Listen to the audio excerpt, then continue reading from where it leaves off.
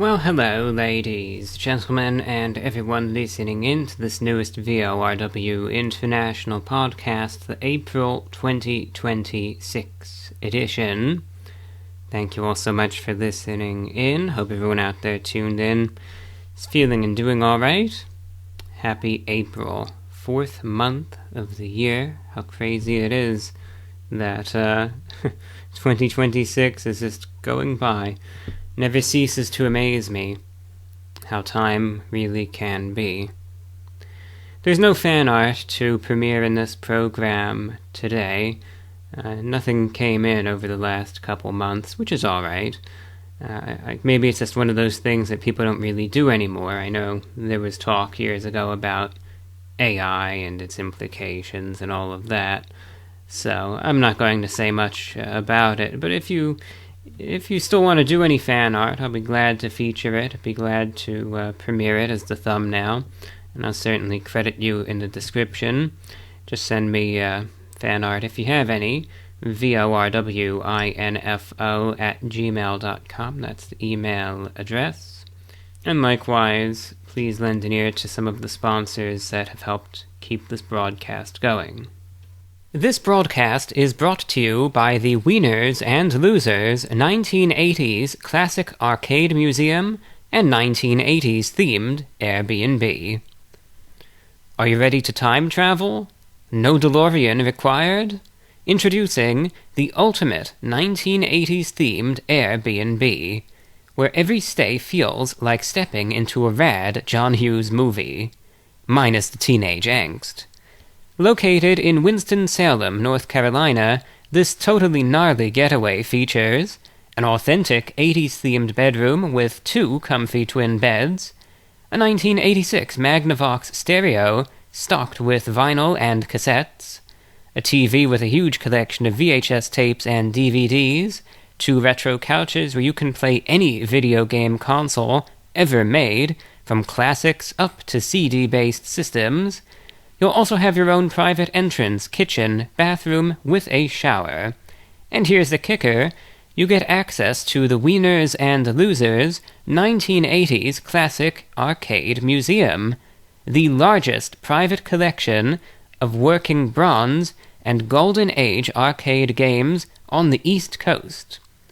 Whether you're planning a throwback birthday bash, a killer couples weekend, or just want to unplug and watch The Breakfast Club the way it was meant to be, this 80s-themed Airbnb and arcade near downtown Winston-Salem, North Carolina, is your tubular ticket to the past. Search 80s-themed arcade on Airbnb.com to book now. That's 80s-themed arcade on Airbnb.com. And if you're just looking to host a party or event, the Wieners and Losers 1980s Classic Arcade Museum is also available separately. You could also check it out at facebook.com/Wieners and Losers. That's facebook.com/WIENERSANDLOSERS. facebook.com/Wieners and Losers. If you're looking for something fresh and unique, this broadcast is brought to you by independent musician Liam Stark, who recently released his album, Home. Home was recorded at the Blue Moon Theater in Woodstown, New Jersey, with the help of fellow artists John Payano and Landon Axel. You can stream or purchase the album on major platforms. Just look up Liam Stark, Home, wherever you get your music. And if you'd like a physical copy, Liam is giving away CDs to the first 25 people who sign up for his Patreon at patreon.com/Liam Stark. That's LIAMSTARK. Again, if you're a fan of independent music and want to support an artist doing things his own way, check it out. That's Home by Liam Stark, available now. Are you a fan of music? Well, good news! Connor Olson is an independent musician here to bring you some great tunes. Inspired by artists such as Sparklehorse, Daniel Johnston, and Eels, Connor's music embraces a lo-fi, rough-around-the-edges aesthetic that is sure to appeal to fans of underground music. Connor also has a new single out now entitled False Horizons, and would like to thank his dog, Clover, for allowing her likeness to be used for the cover image. You can find his music on all major streaming platforms, and be sure to look out for his new album, Persephone, when it releases this Halloween. Again, that's Connor Olsen, and make sure you check out that new single of his, False Horizons, available wherever you find your music. As always, you could support this program via PayPal to VORWINFO@gmail.com or via Patreon, patreon.com/reportoftheweek. Access exclusive content there, particularly my radio show, which you could listen to on demand, thousands of hours of extra content at your disposal that you could listen to any time, day or night. And we'll actually talk about the radio show a little bit.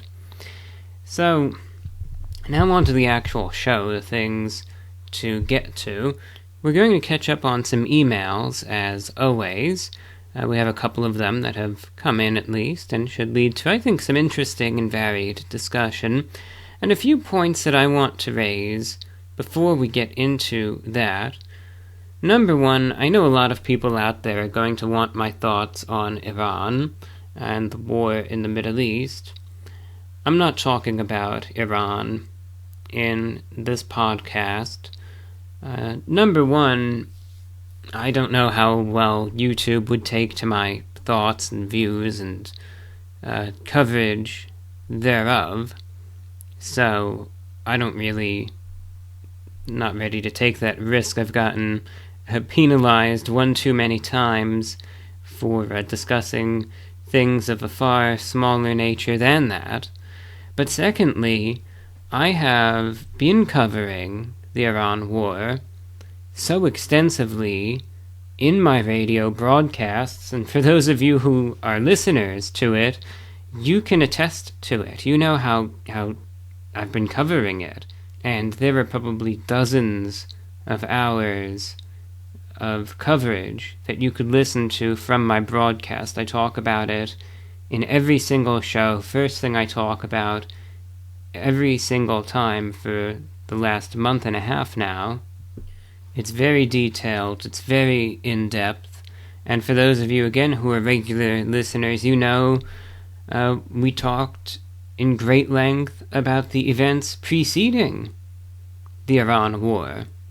You remember back in January, I talked about the massacres of all the innocent civilians in Iran that were out there protesting for a better future. Personally, covering that was painful, but nevertheless, that's what I did, and we discussed the developments that on a daily basis too. The media blackout, the massacres, all of it. So, I've been covering Iran multiple times a week, every single week for the last 4 months straight. So I'm going to use this program tonight as a little bit of a break from that, and my advice, if you'd like to hear my thoughts in detail about the war in Iran, please just listen to the radio show, because you will hear me talk about it, guaranteed, without a shadow of a doubt. And if you'd like to hear it from the start, that's why I shilled the Patreon. It keeps everything going, but it's a way, if you want to catch up, you'll certainly be able to do just that. I will say, amusingly, for a while I was doubting. I thought that the U.S. was just bluffing, but we actually went ahead and did it. And I was just as surprised, I think, as some of the Iranians were the day that we actually went in and began the air war against Iran.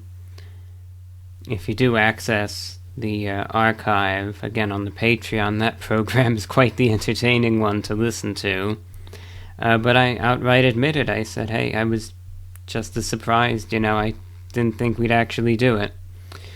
So, that's essentially what I wanted to talk about there, insofar, again, as Iran. I know people probably want to hear more, but I'm just pointing you in the direction of a resource that you can hear more, that you will hear more.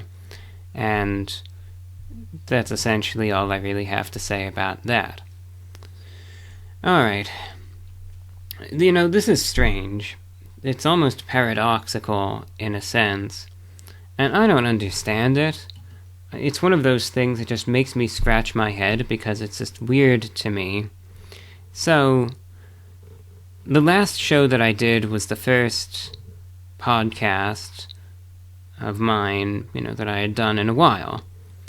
And there were many emails that came in from folks that were asking. In some cases, I try to be polite about it, but just outright spamming the inbox, and you had some people that weren't so nice about it. You had some people that were more courteous than others, asking, and in some cases demanding the next show. And oddly, a lot of those people, and I'm not going to name names, but a lot of those people, and they know who they are, who were the ones sending in so many emails asking for that program, were then so unappreciative and ungrateful in their response that they then sent en masse to the newest show that I released. And it's just amusing to me. You spam the inbox, and I'm just speaking to a number of individuals, like I said, it just is amusing to me. You spam the inbox demanding that I do another show, so then I finally do a show, and then you tell me quite harshly how much you hated the new show. Because of these people, then it starts reminding me of that, and I don't want to say I make assumptions, but I start getting a little skeptical. And I think, is this going to be another one of those people that's just going to sit there and go on about how they appreciate this, that, and the other thing, and then the second I actually go ahead, take the time, and put together a show, send hate mail, and do a complete 180, is it going to be another one of those people, or is this an actual, genuine email? And you could thank some of those people, some of whose emails we read in the last show, for that skepticism. So then I just remind myself, after all of that, I just try to say to myself, well, look, do the show if you want to do it, and who cares what anyone has to say. So that's why I'm here right now, just pointing out where things stand, but I'm here at the microphone. Amusingly, it's kind of funny that I actually have to say this, but I will anyway. I am here by my own accord, not conceding to the demands of the masses, but I'm here tonight doing a show just because I want to do it. And if everyone hates it, oh well. And I guess if everyone likes it, oh well. Has no bearing whatsoever on how I feel about being here right now at this moment. If people like what they hear, they like it, and if they don't, well, then they don't. But it was just beyond paradoxical. It was like, so why did you demand? And a lot of it did pressure me eventually, to get here to the microphone to do it. I'm talking the last show, when I wasn't feeling well, and then you're going to sit there and tell me how much you hated it? It's like, then why did you write me every single day for the last 4 months wanting something that you hate? I don't get it. I really don't. It's just more weird to me than anything else. It's like, it's just bizarre. I don't understand the attitude. I just try to think to myself, is there even an instance where I would do that to, I don't know, a radio show or something that I listen to, and I can't think of any circumstance why I would do that. It's just weird to me. It's more perplexing than anything else. But, it's, Oh well. A word of advice to any aspiring content creators: when you have people like that, always remind yourself you do not owe them anything. Especially when 1 minute they're going to act like they're your biggest supporter, and the next they're just going to stab you in the back. You owe them nothing. You have a lot of creators nowadays that concede to those types. They let this vocal minority run the show, and it leads to burnout. That's how a lot of creators end up getting burnt out. They try to please everyone. They try to please a group that cannot be pleased. So that's why I mentioned, I find it perplexing. I find it odd. I'm here, though, at the microphone just because I feel like being here tonight and doing the show, and I felt like pointing it out. But all those people that'll sit there, and I'm sure they'll continue to try to perpetuate the cycle, because that seems to be their thing these days. Waste your time. Go ahead, and I'll be back here at the microphone when I want to, regardless of what you have to say, and regardless of whatever insults you want to hurl about this program. Be my guest. You're the one wasting the time here, because I'm going to get back to the microphone when I'm ready, and just do things my way, just as I have been, and accept it, or just move on.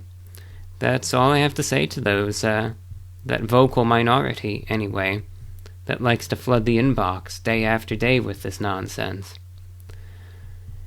To the rest of the listeners, the actual listeners, I apologize that you had to sit through that, but it just gives you a little bit of perspective as to what comes my way, trying to do this show, and one of the reasons why sometimes my view toward doing this show is a little sour at times, because when this is the most vocal response that you get, where's the incentive?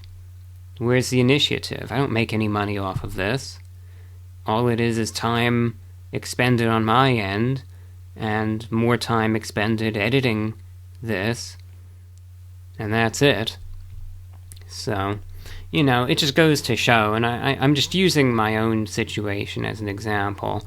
Like when you look, because one thing that is quantifiable, and I'm actually going to pull up some numbers, and I'm just saying this just to talk, number one, about my own case, but number two, because I think this could be helpful to anyone else that does anything creative online. Alright, combining everything on all platforms, the last program got about 50,000 listens. But the amount of people that compose that group that is just so loud and rambunctious, I suppose you could say, you'd say it's like a group of maybe 20 people versus 50,000 that actually listened. So you have a vocal minority that's just 20 people, and oftentimes, though, the noise they make outweighs or seems much louder than, the 50,000 other folks that are mostly silent. They listen and don't correspond, which is fine. If I got 50,000 emails per program, I'd never be able to do this show. It'd be overwhelming. But you get a group of noisemakers that makes their side, I guess, whatever you want to call it, seem as though it has far more influence and power than it actually has. Really, it's just a couple trolls that are just good at making noise, and that's about it. So, a lot of the time, just remember that, for those of you out there who create content, look at the actual number of views or listens that you get, and put that into perspective compared to the couple trolls that you might be dealing with, or just a couple weird folks, or however you want to describe them. And don't forget that. They are but a vocal minority, and quite frankly, just disregard them.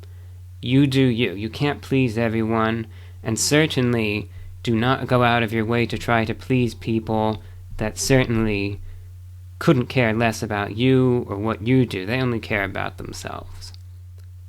I believe that completely. You just have to operate independent of all of them. I did a review today, and I don't know. So far I'm feeling alright, but that's another reason why I wanted to get to the microphone. I did this review of Taco Bell.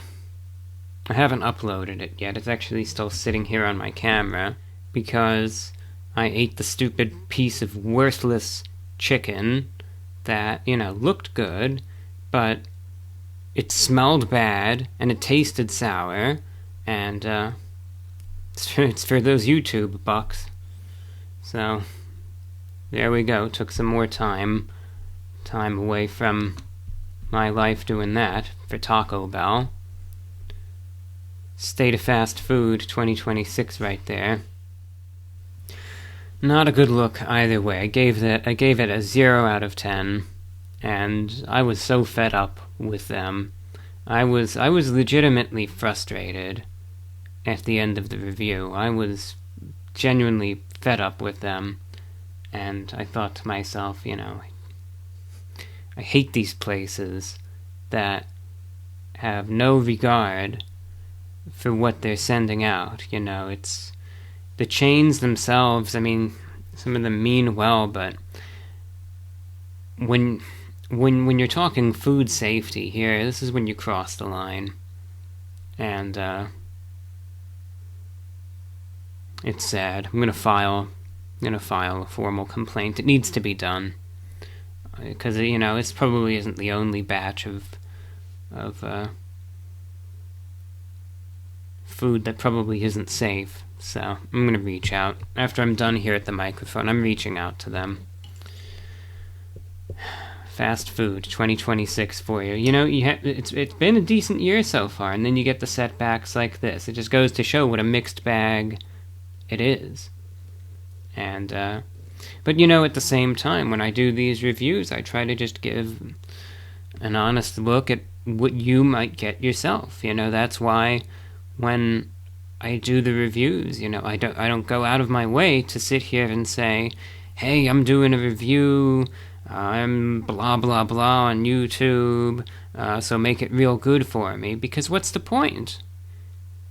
If you do that, you might actually get a decent item, but it's because all of a sudden the folks there are under pressure, and they might make it special for you. They might put more care and effort and all of that into giving you the best possible product. I don't want that, because the average Joe isn't going to get that sort of treatment.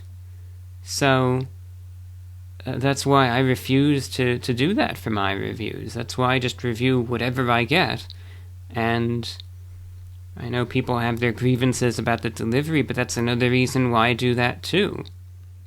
Pseudonyms, contactless, delivery, and that's why you see what I get so much of the time, because I want it to be as real as possible, because that's much more likely what any of you out there listening can get, as opposed to going in and getting some special item that's always going to be great and always going to be delicious and always, then what? You're just going to be a shill for the company.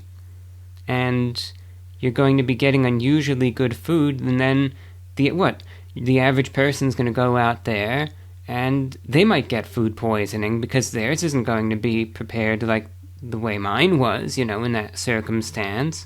So that's why I don't do that.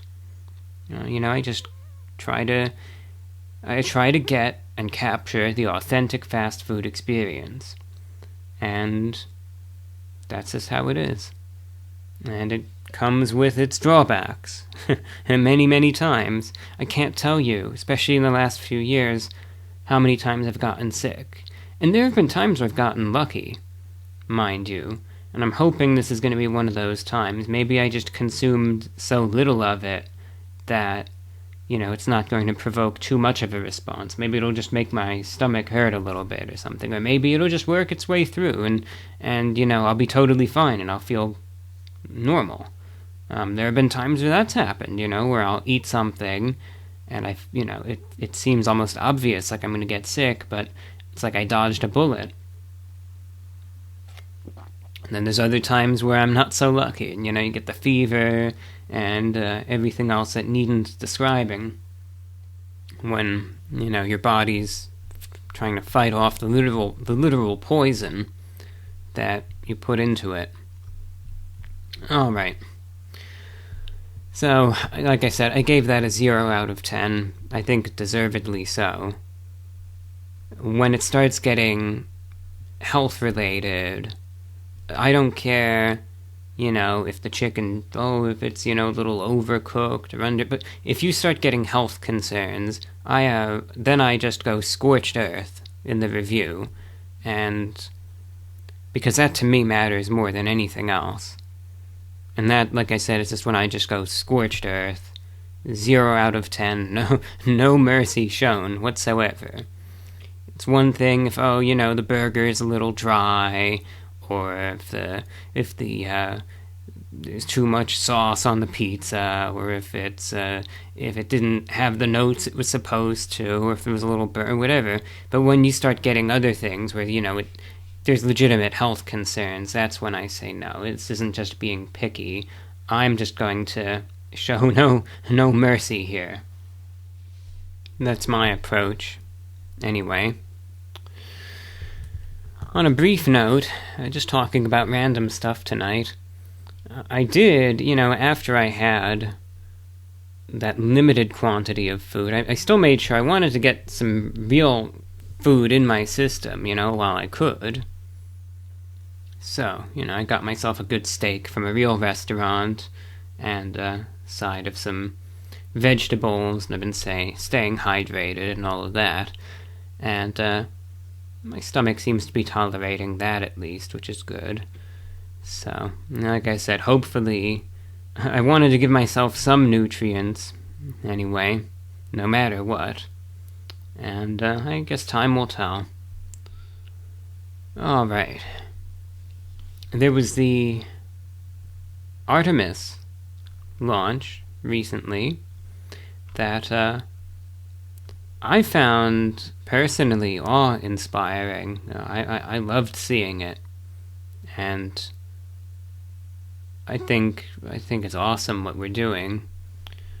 It's a little sad that a lot of people don't really care about the space program anymore, and people are going to argue that. They're going to say, yeah, well, with so much going on, what's the point? But I still think it's important, no matter what, to still have at least some sort of enthusiasm toward our space program and space agencies. You don't have to be a fervent enthusiast, but I still think anyway it's worth the care and worth the funding. But you'll get a lot of people that just don't really care, and it's kind of sad. It makes me feel kind of bad for the astronauts there with the Artemis mission. I think it's awesome. I know it's just a flyby right now of the moon, but I still think it's the coolest thing. I was watching the launch, I couldn't get over it. I still think it's amazing. But, the enthusiasm, is very... it's muted, and it's sad in a way. I wish we were back to the days when more people cared about the space program, but that's just me. Alright. Lastly, one other thing I wanted to mention before we open up the inbox and see what there is to be said. I've mentioned this topic before, and I'm going to mention it for a while now. If you've been a regular listener to this program, that I have at least been partial to the existence of Sasquatch.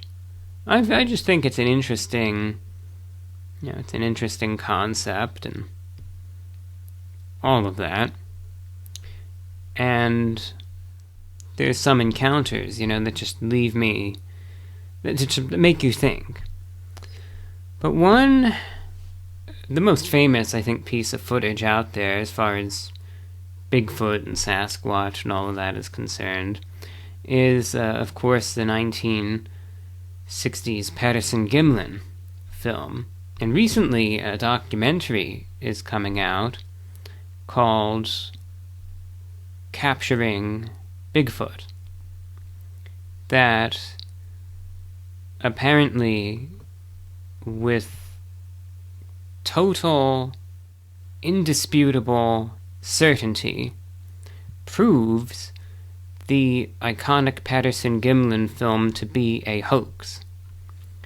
And here's how I've always felt about the Patterson-Gimlin film.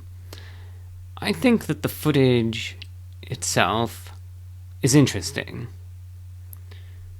I think that when you factor in this was filmed in the late 1960s by a couple of cowboys in Northern California, which was quite rural at the time, still is. And whatever they filmed produced discussion and discourse and debate that exists close to 60 years later. Either way, that's remarkable. When you factor that no film studio was involved here, there was no company, there was nothing. This is just, like I said, some cowboys with a video camera that was alright for the time, and the footage is still, it's considered legendary these days. And you'll have all sorts of people that will look at the footage and analyze it, even to this day, and will say all sorts of things about it. Now, here's what I've considered. The footage in and of itself, and then we'll get to the documentary part, and then I'll share my final views. The original Patterson-Gimlin film, I always found interesting, and it always left me on the fence. Because I was... Alright, number one, in its favor was the appearance of what was captured. And when you start looking at what... And I'm not talking AI enhancement, but just once you just look at the various frames, sometimes you think, well, if it was a suit, it seems like it was actually a really good suit at that. And that was the main thing going in its favor for me. And then number two, one surviving member there, Bob Gimlin, always maintained that what he saw was real. But then, on the contrary, I did the research. I've done deep dives on this, because it's just a personal interest for me. I think it's cool. You start researching some of the various characters involved in this undertaking. You start reading more about, especially Roger Patterson, and the people he was involved with. And you start reading about folks like Bob Hieronymus, Al Diatley. You start thinking, well, wait a minute, Patterson wanted to go into this area to make a movie about Bigfoot, and he had sketched years before a concept of a Sasquatch that just so happens to mirror that which they captured on video. The character, as mentioned, of Patterson especially, and some of his associates, is unscrupulous in some ways.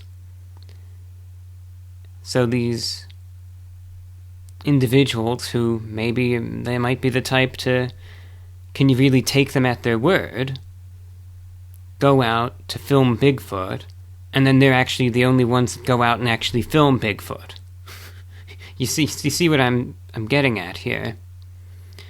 But then there's that part of me that would argue, but then again, if it's a suit, it seemed like it's a pretty darn good suit. And I'd like to see... I would like to meet the person that made that suit. Now, there's that. Another thing that seemed strange to me was just behaviorally speaking. The creature filmed in the Patterson-Gimlin footage, people call it Patty. It's because it has breasts, in the video, and you look at the way it behaves in the film, where Patterson is filming it, and it's apparently, she's just strolling on by, turns, looks, and then just keeps on moving. And then you actually, and then I compare that behavior to the accounts of which I will say, of all the Sasquatch accounts, both written and spoken, that I have read, that I find slightly more credible than misidentification or just fiction, the behaviors don't match. And that's fully leaning in on the believing side that they're real. Just the reported behaviors that I see, and again, the accounts that at least make me think, that's interesting, versus what's represented in the Patterson-Gimlin film, there's a contrast there. Significant contrast. So there were a lot of things about the circumstance that rubbed me the wrong way. And the only thing about the Patterson-Gimlin film that gave me pause was, again, seemingly the quality of either the creature or the actor that was captured in the footage. Because, again, given the fact that, you just left wondering, how can a couple of... This was during the era, of Planet of the Apes and all of that. These guys, just these random cowboys, make a suit looking that good. But then, of course, you could also posit, well, remember the resolution of the cameras, especially these personal use cameras, back in the 60s, if it was filmed in 1440p, how would it hold up? Would it look just as good? Better? Or would you think, oh my god, I can't believe I actually fell for this? You see what I mean? So, that was before this new documentary apparently capturing Bigfoot comes out. Now, it's not released yet, it's not for streaming, but it is making the rounds at some of the film festivals. It posits that decades later, in, I guess like a bank, like a safe deposit box, the daughter of one of the film engineers for the Kodak company, I believe, and I could be wrong, but this is just the gist of it, found an unpublished reel from Patterson and Gimlin that was filmed about a year earlier, showing rehearsal footage, which obviously would prove without a shadow of a doubt that the Patterson-Gimlin film is a hoax. And that new rehearsal footage is shown in this Capturing Bigfoot documentary. And I suppose the documentary discusses the dynamic between, Patterson, Gimlin, and then the other folks that I described as well. Bob Hieronymus, Al Diatley, who was known to be kind of a real tough guy in the area. and essentially that the whole thing was a scheme and a hoax to try to make money. I think Roger Patterson's son is prominently in the documentary, and from what I've heard anyway, because I've watched videos, from people who attended the screenings of the film at the festivals that it's been shown at, and they have said that there's even a segment where Roger Patterson's son and Bob Hieronymus, who's one of the guys apparently involved in all of this, go ahead and confront, cordially. They're all, granted, all these guys now, well, not Patterson's son, obviously, but Bob Hieronymus and Bob Gimlin, these guys are up, they're up there in their late 80s, early 90s at this point, because we're talking something that happened back in the 60s. And, they confront Bob Gimlin, who had been maintaining to this day that the entire event was real, and they essentially say, hey, don't you think it's been enough time? How about you come out and tell the truth? And apparently, on camera, he agrees and says, all right, let's go ahead and do this. And then someone steps in and stops him from talking.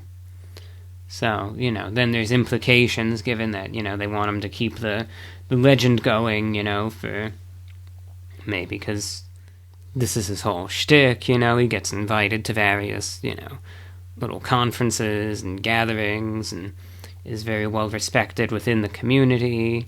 And then suddenly if he comes out and says, it was all a hoax, I mean, it's probably not going to go over too well, but apparently that exchange is there on camera. And then, of course, the actual footage, the rehearsal reel, is apparently shown. Now, I'm discussing something that is secondhand here, because I haven't seen it, but I've listened very intently to accounts described by people who have.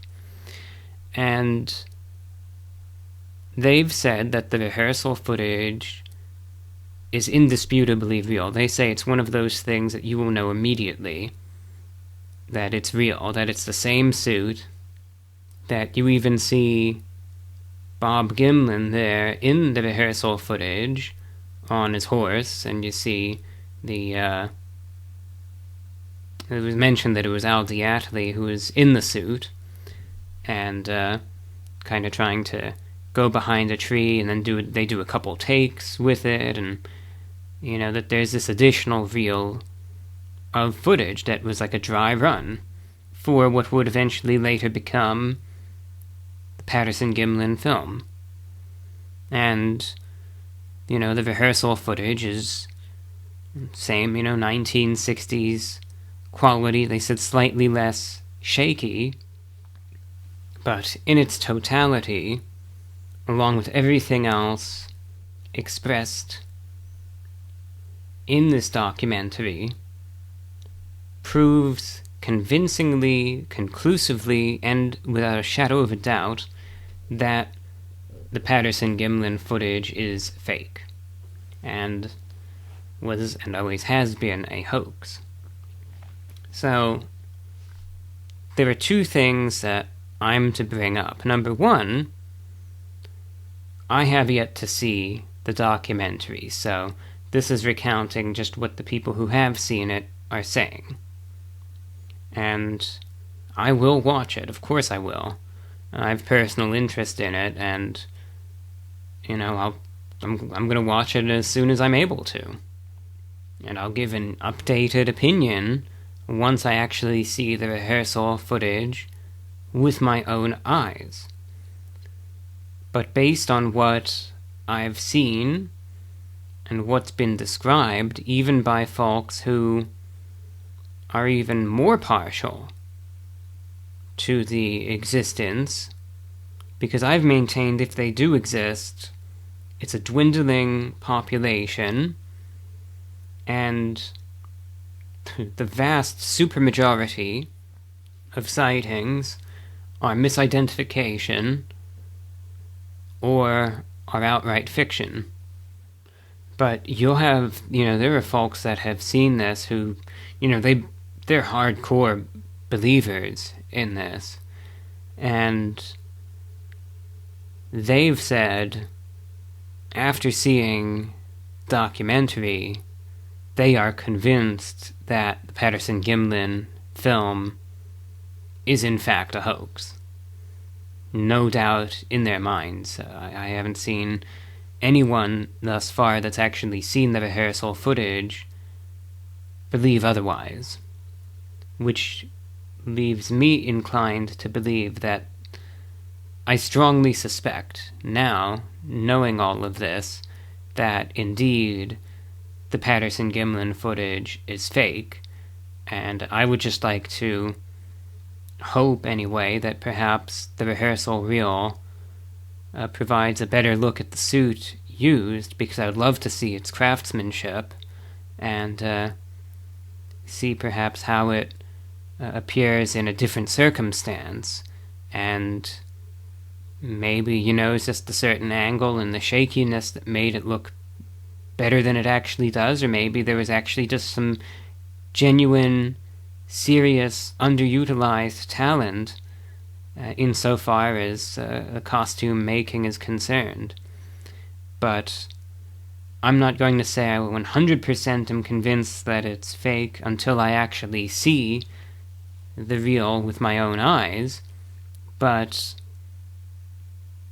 I am very, very, very, very strongly convinced. I'll say I'm 99.9% convinced now that the Patterson-Gimlin footage is fake. And then it'll be 100% once I actually see the rehearsal footage. But I am of the belief that my opinion will change very little in the meantime. But there's one other variable that people will raise, some already have, to try to refute the whole thing. They'll say, yeah, but alright, here's one thing. This is the age of AI we're talking about now. And you've seen in just like the last year how good AI-generated video can be. So, couldn't it be possible that now that the technology's finally here, that a realistic-looking AI-generated clip of this so-called rehearsal footage has been made, and it's actually the documentary that's a hoax, a false expose, and a money grab utilizing AI? And, that did give me a moment to think about it. However, here's one thing to mention. This documentary was independently made and filmed over some time. One of the individuals interviewed in it and was shown apparently the rehearsal footage was Dr. Jeff Meldrum. He passed away in September of 2025, and I believe this interview and everything that took place was maybe in 2024 or earlier. And you know that the span of time that AI has taken to finally get that more convincing looking video, even if it's just in short segments, has only been recently. That even in 2024 or so, let alone earlier, it just would not be convincing. Not like it is where the people seeing it, who they themselves are ardent believers in this, don't think it's AI, and look at this and instantly know it's the real deal. Because, I know AI video, even just a year or two ago, was way worse, and it looked just way faker than it does now. And this footage already had to have existed several years ago as a given. I mean, let alone if there's a physical reel of the footage out there, then that pretty much already that solves that immediately. But what I'm trying to say is that everyone seems so convinced that has seen it, and this would have had to have already been made and produced and smoothed out and all of it during a time when AI video production was nowhere near as good as it is today. So that kind of loses me with the AI theory. Either that, or people are just actually that bad with trying to sniff out AI. That's why I figure everything that I've seen and heard so far makes me think that the rehearsal reel is in fact legitimate, and I'm very interested in seeing, but I think it's going to be one of those, there's going to be no middle ground here.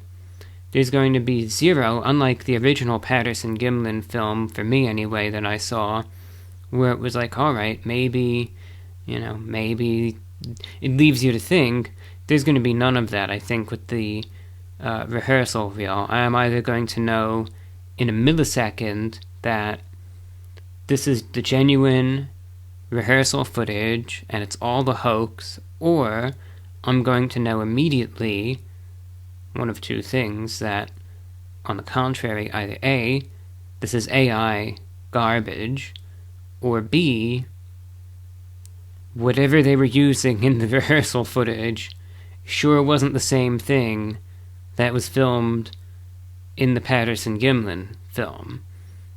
I.e., if it's like some really skinny, shaggy-looking, cheap monkey suit in the rehearsal footage compared to what's captured, the much fuller, more realistic-looking figure captured in the Patterson-Gimlin film, it's going to be like, alright, this is weird, these are two separate things, but you're going to know that instantly.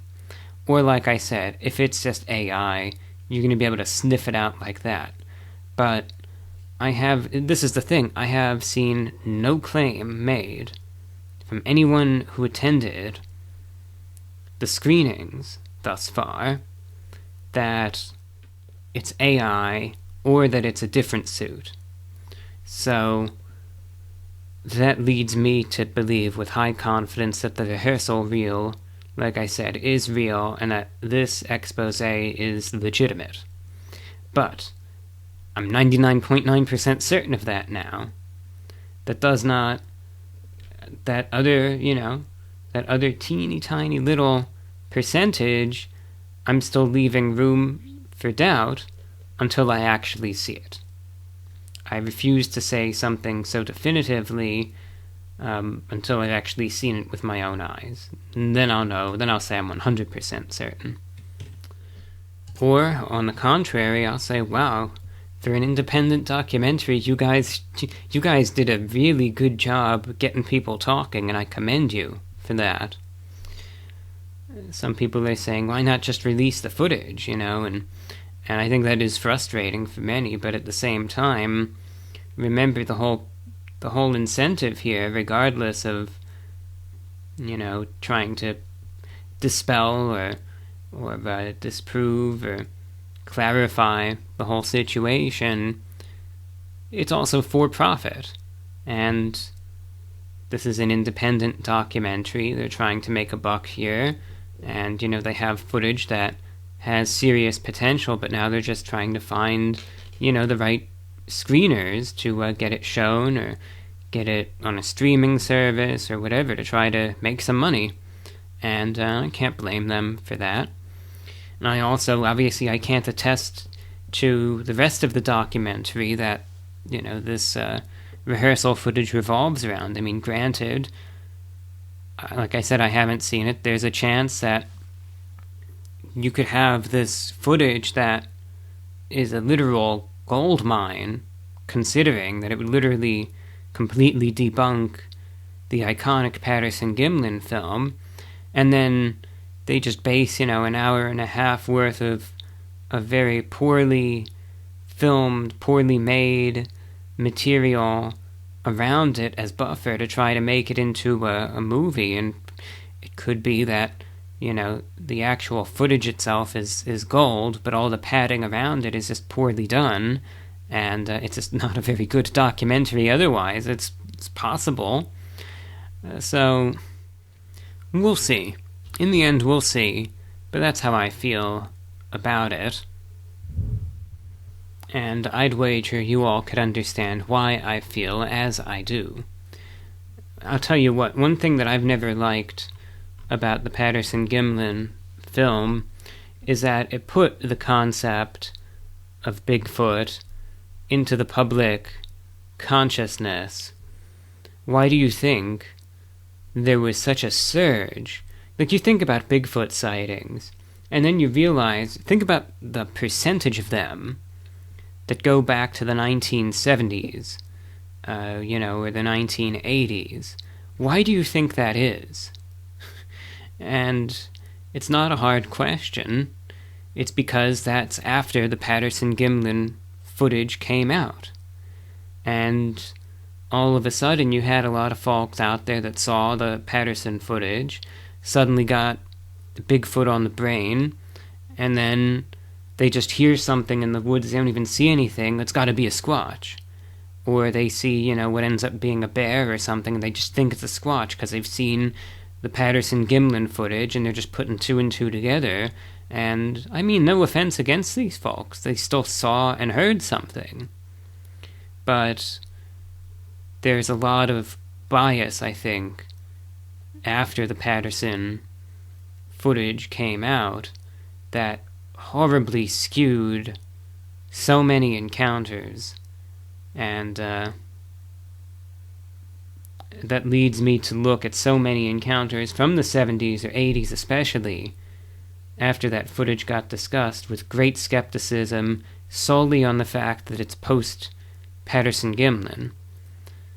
That's why any especially detailed encounters that were published and verified before the Patterson-Gimlin film ever existed, I take with far higher credibility. Those from the early 60s, the 50s, 40s, going back to the early 1900s to 1800s, some of the stories that come out of the Old West, some of the Native American heritage and tradition, the oral tradition that gets passed down. I take that with far higher credibility just on the basis of the timing of its existence compared to pretty much anything from the 70s or the 80s.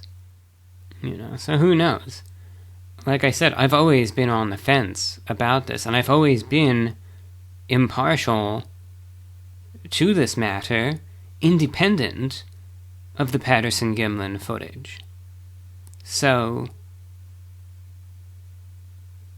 whatever this documentary ends up showing, it changes nothing insofar as my actual opinion of the existence, or the potential existence, of these creatures. It just finally gives me an answer for a very well-known piece of footage, which, my goodness, what a fascinating end it would be. And like I said, I hope that documentary gets, even if it's like a streaming deal or something soon, so I could see it, and gladly give you all an update once I actually do, and I'll give you my thoughts. So we'll see. I just say on a final note, you got people out there that think the Patterson-Gimlin footage equals Bigfoot. So if that is debunked, then such a creature does not, never has existed. And that is not my belief whatsoever. Couldn't be further from how I feel. So that's what I wanted to talk about before we get into the fan mail segment. You're listening to the VORW International Podcast. So, self-admittedly, right off the bat, as I oftentimes like to do, there has been a gap of a few days since I was last here at the microphone, and we're going to be getting into the mailbag segment in a moment, but I have a dilemma at hand, and this is one of those weird segments that under any other circumstance I couldn't think of any reason to even bother doing this, but it's one of those things I think I fail to grasp, but folks seem to enjoy listening to, and what the heck, I'm here at the computer, I have the microphone right here, so may as well. You'll get to see the ever so sophisticated thought process in action. So, I want to get to some emails, introduce the mailbag segment as always, like I mentioned. I need to get something to eat, though, and admittedly, I'm just putting my health at the wayside today, and I am feeling like getting some chicken of the fried variety, as a nice way of putting it, potentially, or perhaps I should say, of the spicy fried variety, and there are two options that I'm thinking of, neither of which I'm certain would do me any good, but I'm just going to go for it either way and live with it, whatever the consequences they may be.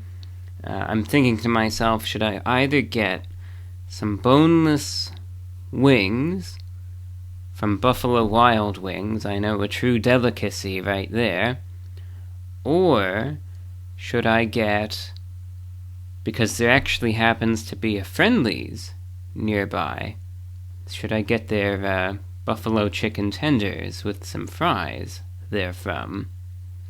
And I am at an impasse, but this is one of those things. I want to get this order going ASAP.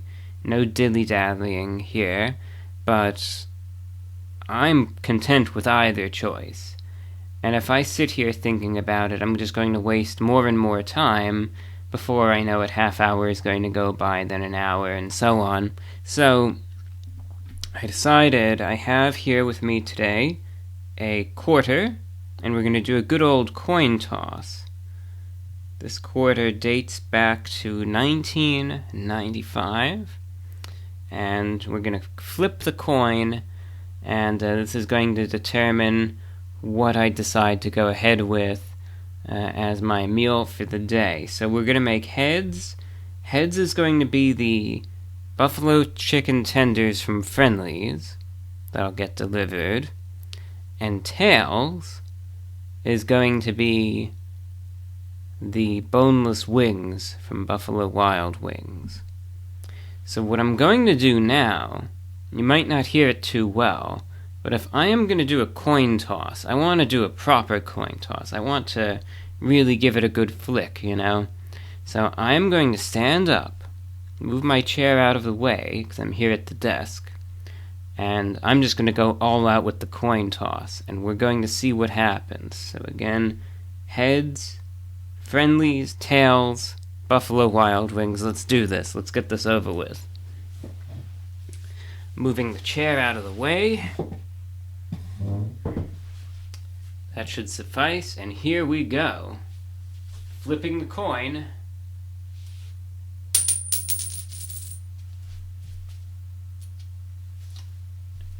We have tails. So,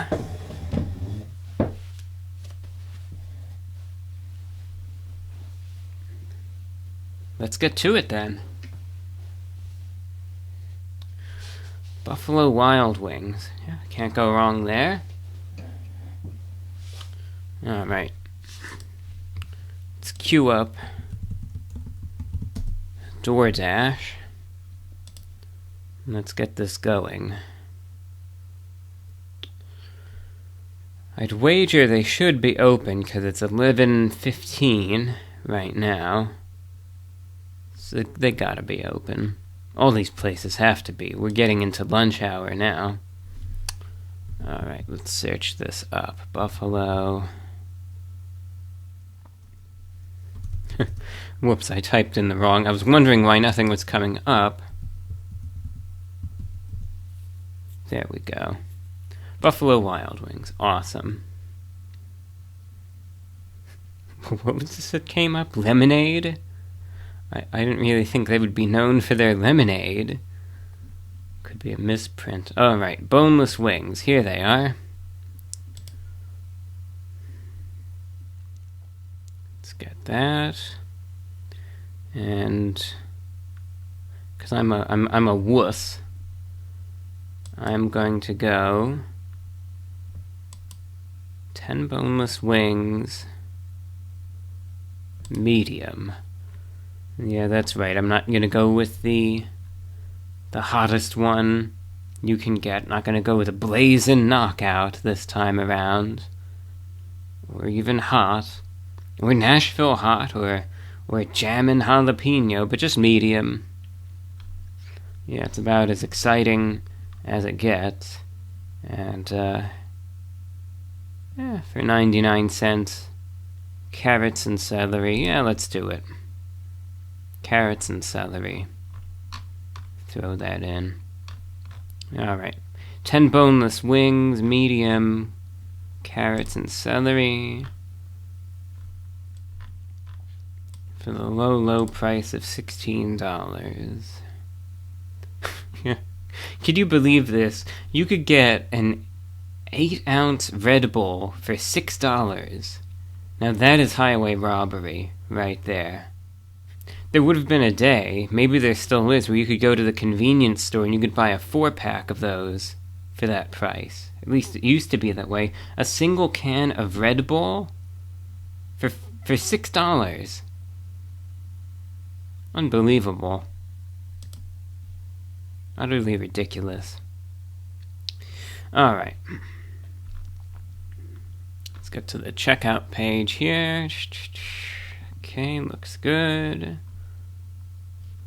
Alright, all that's set. Let's make sure I ordered the right thing from Buffalo Wild.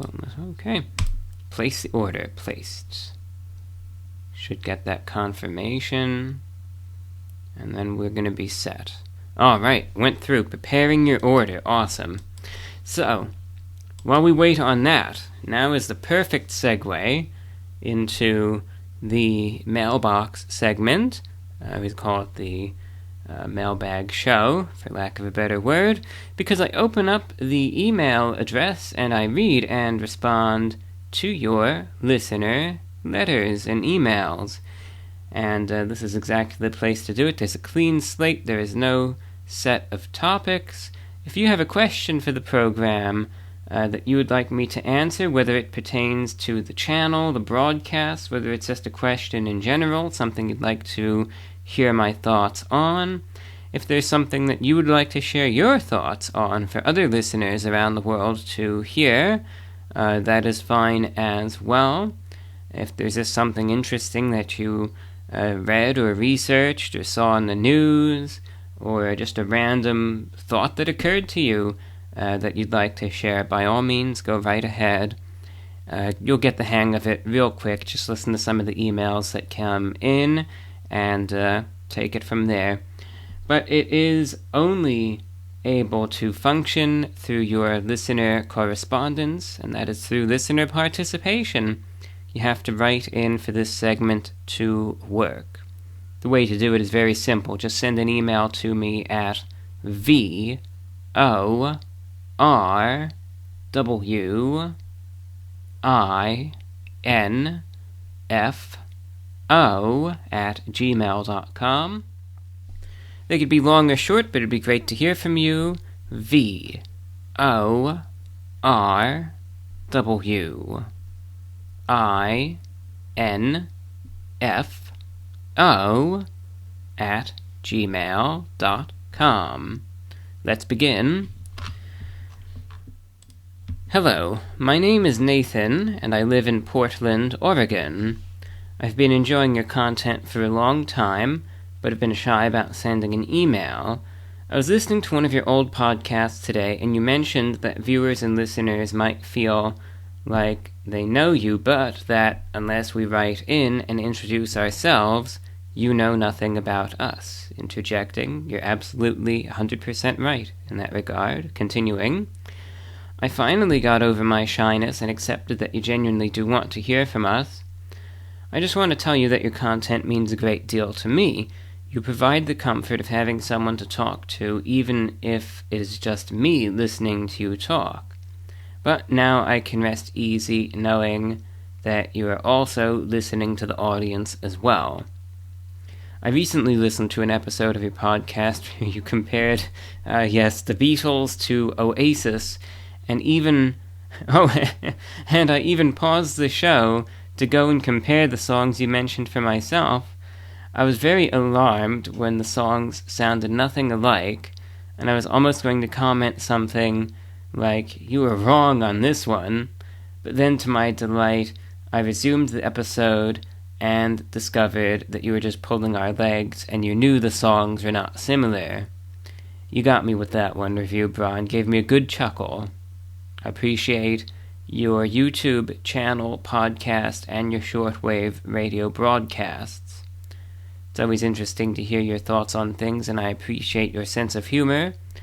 I wish you the best in all your endeavors, and I sincerely hope that we continue to get more of your content in the years to come. I'm genuinely proud of your accomplishments, and enjoyed seeing you progress over all the time since your journey began, and I'm optimistic you will continue to have successful achievements. Most importantly, I'd like to say thank you for the countless hours of entertainment and information you've provided to me and to others. I tip my cap to you, Review Bra, and wish you well. Signed, Nathan from Portland. Nathan, thank you so much for taking the time to write that wonderful and really detailed letter. And I really just want to know it means a great deal to know that it's not only just resonating with you, but that you enjoy the content so much, and you took the time out of your day to write that, and I hope you know it means a lot. And it's emails like yours. They mean more to me than you'll ever know. And I hope you know I greatly appreciate you as a listener.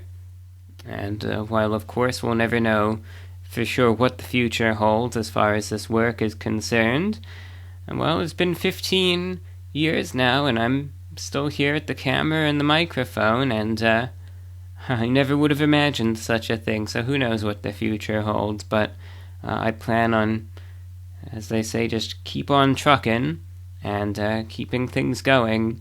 And thank you, Nathan. I'm glad you enjoy all the work, the videos, but the podcasts, and even the shortwave too. So thank you. Next email comes in from Philip, who says, "Dear Review Bra, thank you for your podcast. I'm listening to it on YouTube probably every day. Been listening to the radio show as well. I also hope I can help the process if I provide a question for the podcast, so you have more to choose from. Interjecting, much appreciated. You continue. Here is a half-baked attempt.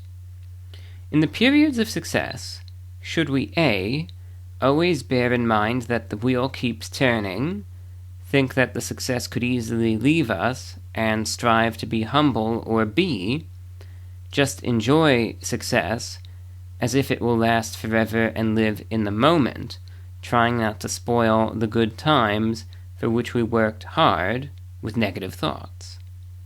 The former option looks wise in its cautiousness, but it can perhaps lead to the imposter syndrome. Then again, one might say that this is a false, uninteresting dichotomy, and that it is always good to have a plan B, regardless of our philosophy. Kind regards from Philip." That's actually a good question, so it's not even, I would not say even remotely that it's a half-baked attempt. I think you asked a good question, and it's one, as I was reading this, that led me to contemplate on this a little bit, because granted, success is also relative, and our own definitions of success differ greatly, right, from person to person. Things that could seem so minuscule to some could be massive achievements to others. And we know that. We know that success is relative to the individual. what we're basing it off of, the metric we're basing it off of, I should say, and so on. But in the example that I'm going to cite, I will use my channel because I think it's a fair example to use. And I'll look back on a year when I would say, even the channel is going strong to this day, I would say it's doing consistently well. There was a time in 2018 where the channel was blowing up exponentially before it eventually settled into that pattern where it's still kind of, cruising along.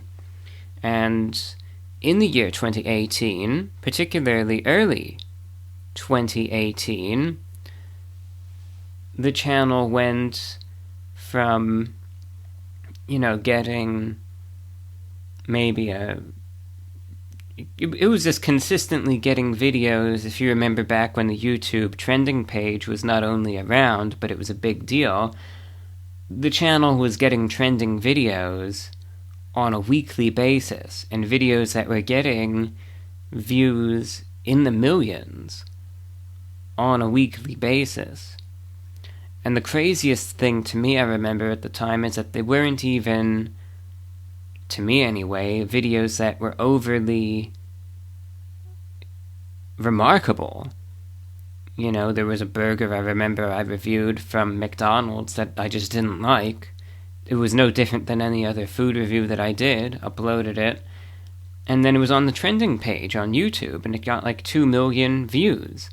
Where there was some sauce I reviewed, it was just a sauce review, and it got 3 million views. And this was all in the same month, in 2018.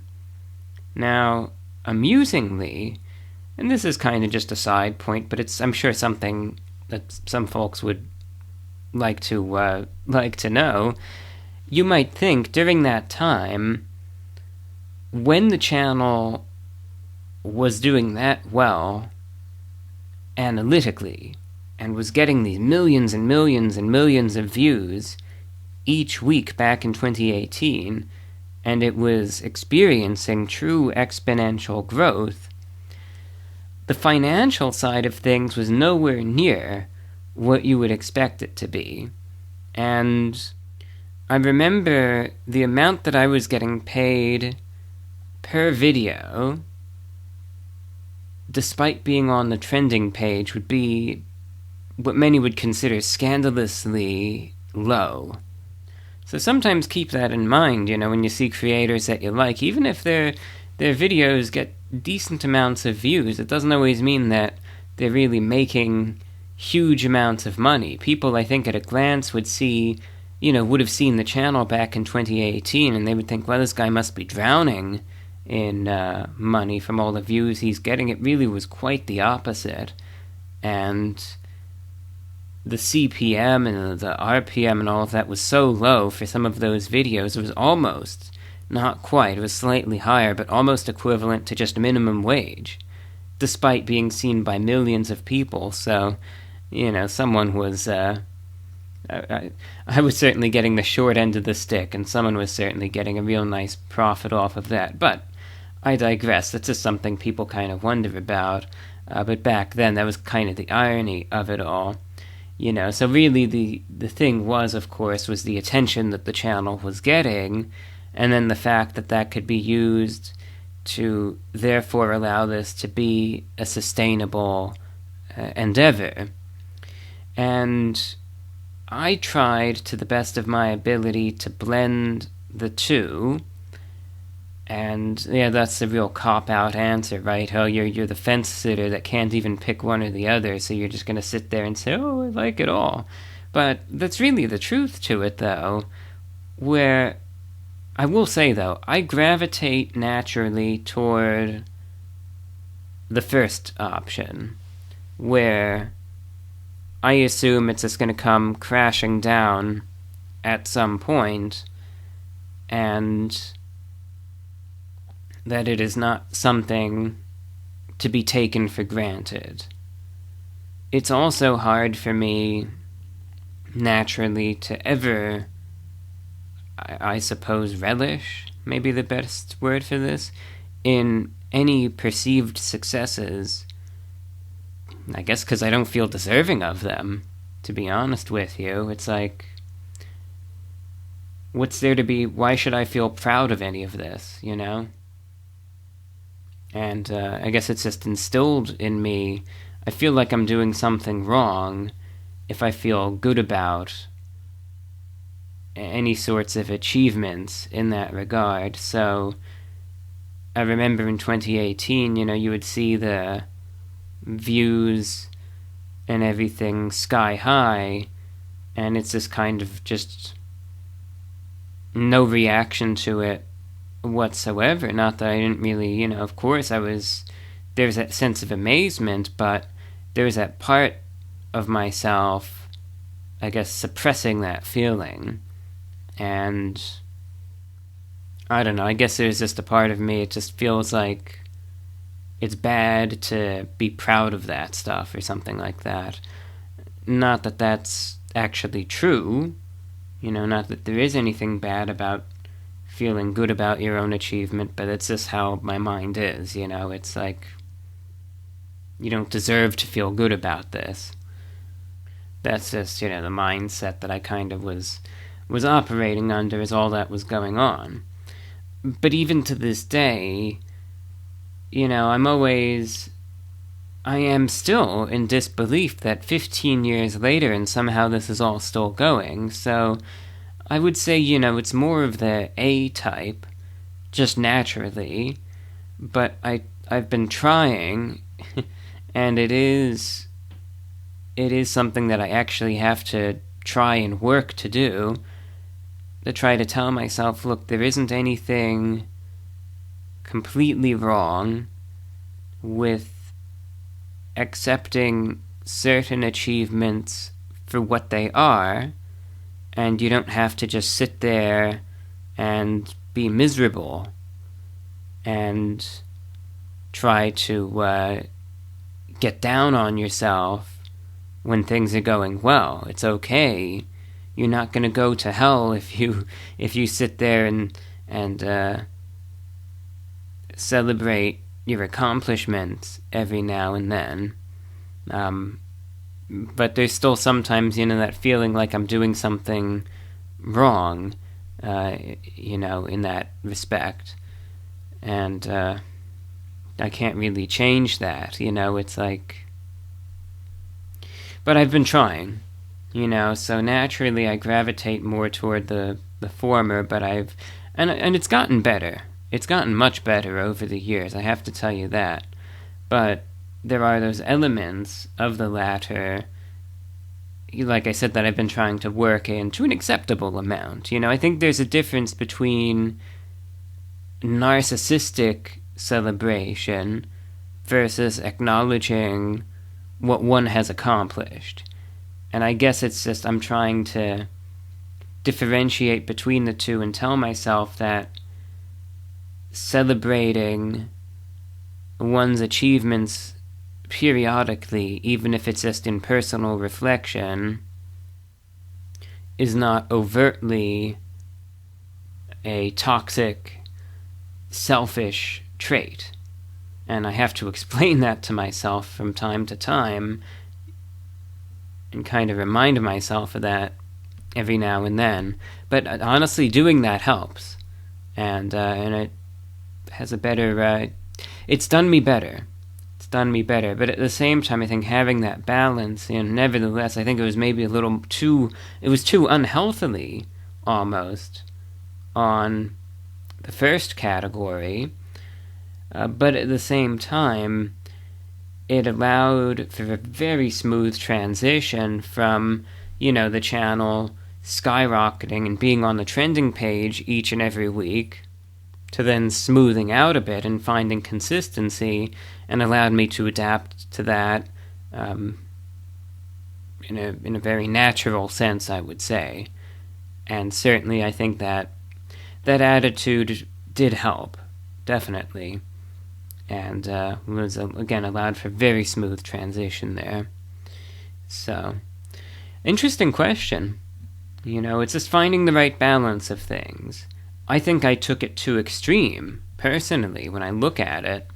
But, the past is the past, and everything's good now. Aaron in Utah writes, "Hi John, hope you're doing well. Thank you again for the time and care you put into the broadcasts. I wanted to ask you something that's been on my mind lately. Do you think that people have a kind of natural rhythm in their lives, a pace or way of living that suits them best?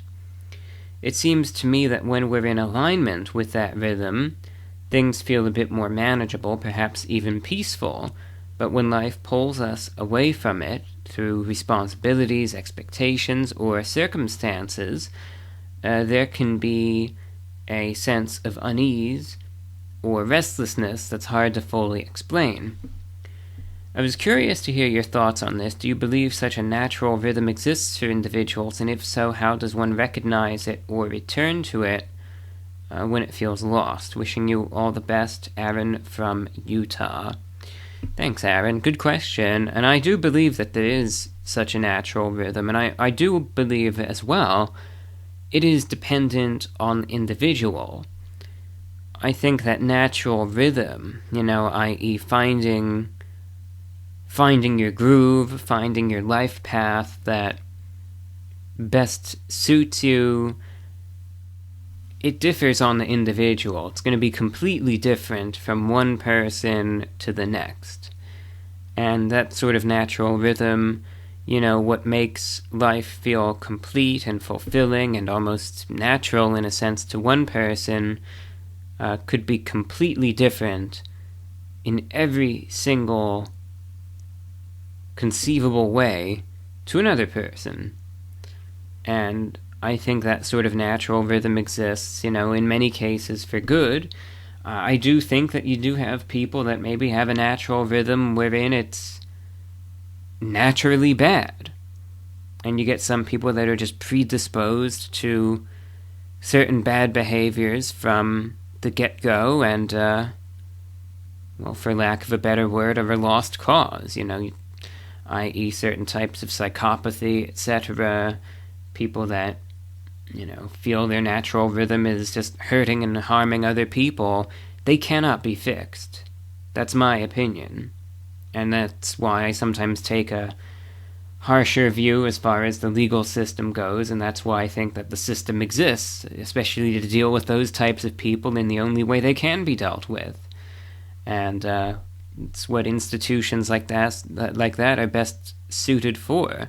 These are types where recidivism is only going to, it's going to be the natural flow of things, and it's not always going to be a byproduct of one's environment or this, that, or the other thing, but sometimes it's just how they are as individuals, and nothing anyone does is going to change that. No opportunity will fix it. That's just a certain subset of a population. Mind you, there's plenty of people, they're on the wrong track, they're with the wrong crowd, they're in the wrong area.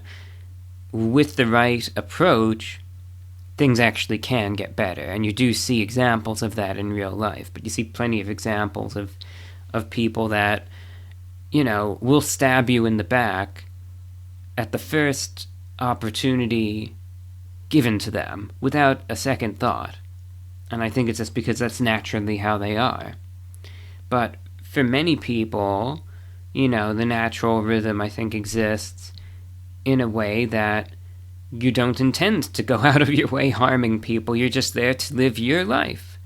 And live your life in the way that makes you happy, not to the detriment of any other people.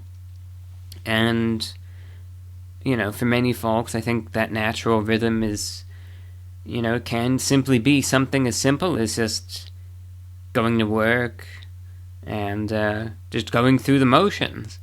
But it gives people a sense of purpose and fulfillment, and they might enjoy what they do at their jobs, and that's good enough. Other people's rhythm, it might be, being in a relationship or raising a family, and, maybe their kids are what keeps them going. For others, it might be solitude or independence.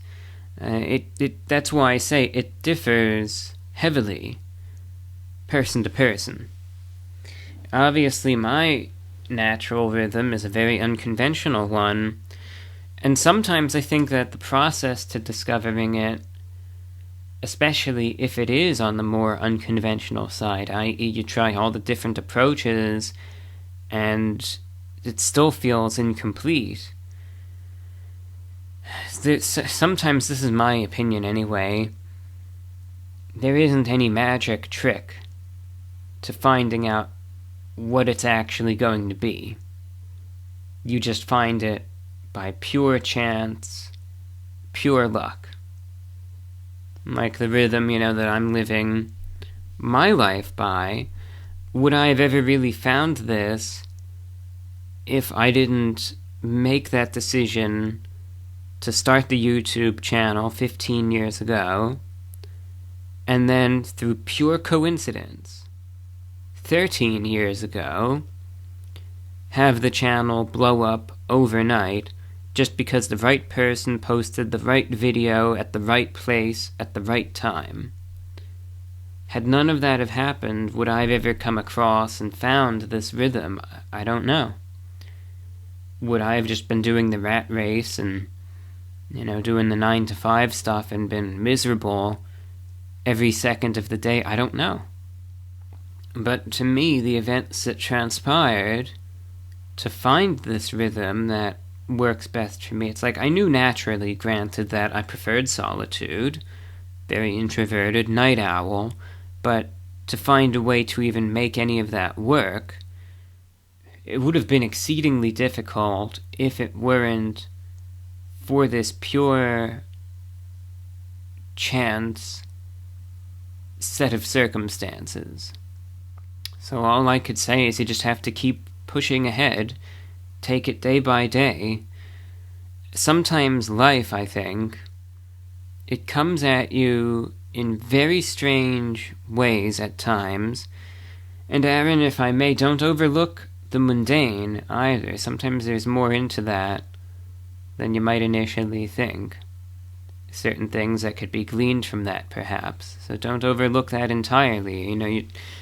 Any sort of answer or possibility or solution, etc., it might not come in any sort of grand revelation. It might not be like something out of the movies where, you're going to be there kneeling in front of this beautiful waterfall with the sun beaming down on you, and it's all going to come to you, and there's going to be tears running down your face. It's probably not going to be like that. And I just understand that. It's probably going to be a whole lot more boring and mundane, but don't overlook that. I think some people, you go into life and you expect these grand revelations and resolutions and signs and this, that, and the other thing. And look, sometimes that stuff really does happen. But a lot of the times, things are a lot more mundane and, I guess, boring, you could say, but I think mundane sounds better. But please don't overlook that. But Aaron, I really wish you well, and I hope you're able to get into the groove, so to speak. But I think you are onto something, and I wish you well. I really do. Looks like that Buffalo Wild Wings order is coming along. We've got Randy, and he's a top dasher, and he's on the way now. He's picked up the order, and he's heading over. He has over 2,000 deliveries. Isn't that something? I always do contactless deliver. I even say don't even ring the doorbell, don't even knock on the door. Just leave it at the door, take the picture, and walk away. I say it in a kinder way than that in the instructions, but we'll see what happens. Still a little ways out, so let's get to another email. This is going to be a fast one, and I'm going to say it.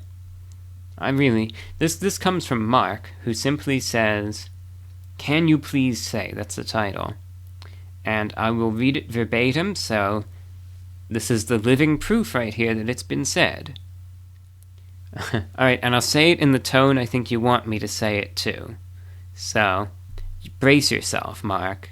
This is going to hit you hard. Steaks are flavorful, And pizza, too. This is Running on Empty Food Review. And I do agree. Steaks are good. Pizza's good, too. Like them both. So there you have it, Mark. Thank you. A short email from John Byrne of Rendon, Texas. Hello. Have you ever hit a perfect 501 in darts? If you know, you know. Signed, always love for you, Review Bra. So thank you, John, for checking in. Being honest, I could give an answer right now, and I'm sure some people would believe it, or I could say, oh, yeah, definitely. I really, took a lot of practice over the years, but I remember one evening back in 2016, I finally did, and I'll never forget it. I didn't think I would get the one, and I could make up some story and make it believable. The honest answer to it, when I played darts, and I don't really play darts much anymore, not that I've any sort of, nothing against darts at this point. I still enjoy it, but I have neither at my present domicile a dartboard or any darts for that matter. And back when I would play darts, it was more as a means of relieving stress, and it was a strange form almost of catharsis, I would say. I focused far less on the actual sportsmanship, of the activity, as I did simply the process of throwing the darts at the dartboard. Now, I will say, given the sheer amount of times I've played, there have been some good hits that I achieved. So I couldn't give an answer one way or another, because truth be told, I was never keeping score. So I couldn't tell you. I would, to be honest, say it's unlikely. I couldn't say no definitively. I couldn't say yes definitively, but I would say it's more or less unlikely, because I was never really keeping any formal track of it either way. I wasn't playing in any competitive manner. I was doing it because I found it a relaxing and enjoyable activity. But there you go. Ken from South Dakota. Hi, Review Bra. Long time, first time here. I know it's not your favorite, but I'd like to start off... Oh, I see what you mean. Long-time listener, first-time writer. I gotcha. Okay. Continuing. I know it's not your favorite, but I'd like to start out by saying your podcast is something I listen to all the time and have for years, sometimes multiple times over, depending on the length of time between episodes. The reason I feel compelled to reach out to you was because the amount of side-splitting laughter I got out of the whole McDonald CEO taking a tiny bite out of the big arch and the subsequent shade the other fast food CEOs were throwing his way, particularly the guy who runs Burger King, was curious if you saw what I saw and thought it was funny as I thought it was, and your overall take on the whole thing. I do realize you are a notorious small biter. I hope you are well, and wish you the best. I hope I read that right. For some reason, looking back, in my mind it's telling me that I just said, I do realize you are a notorious small spider, but I don't think that's what I said. But you wrote, I do realize you are a notorious small biter. Anyway, Ken from South Dakota, and I have seen that story making the rounds, and honestly, the initial CEO bite thing, I didn't really, just kind of shrugged it, I didn't really find it, I really had nothing to say, but when you had all the other companies starting to get involved, that did give me quite the chuckle. And knowing that the whole CEO bite became a pretty big meme, I went ahead And in the review that I did for the big arch, and as you know, you mentioned, my own bites are actually quite small to begin with, but I intentionally tried to take the smallest bite possible, even by my standards, of the big arch burger to do a parody of the McDonald's CEO bite. And then I said whatever the line, I forget what it was, that the McDonald's CEO said, something like a big bite for a big burger or something like that. And I said that after the fact, I did a direct parody of the CEO bite. And I have to tell you, and I think you could probably see, I could barely keep it together. I'm sure there was a smirk at the very least on my face after I did that. It was just, I tried. I was trying hard to keep my composure, and it was not an easy task, may I tell you that. So, there you have it. I think this is an ad. Review Bra. Big fan of your show.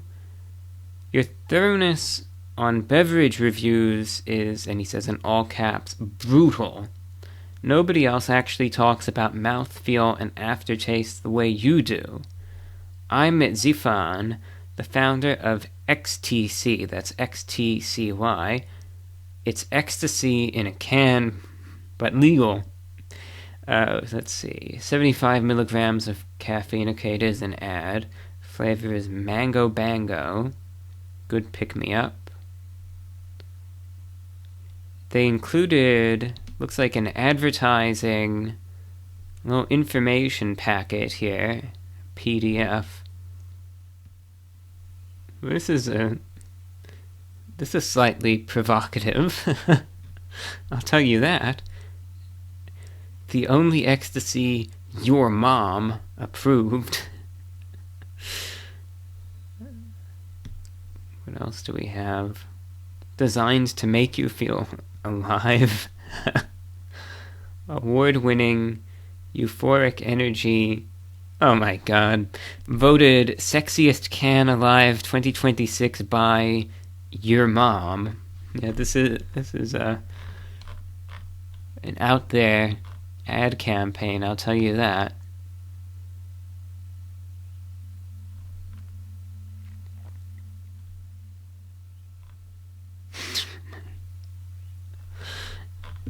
Yeah, I see where they're going with this.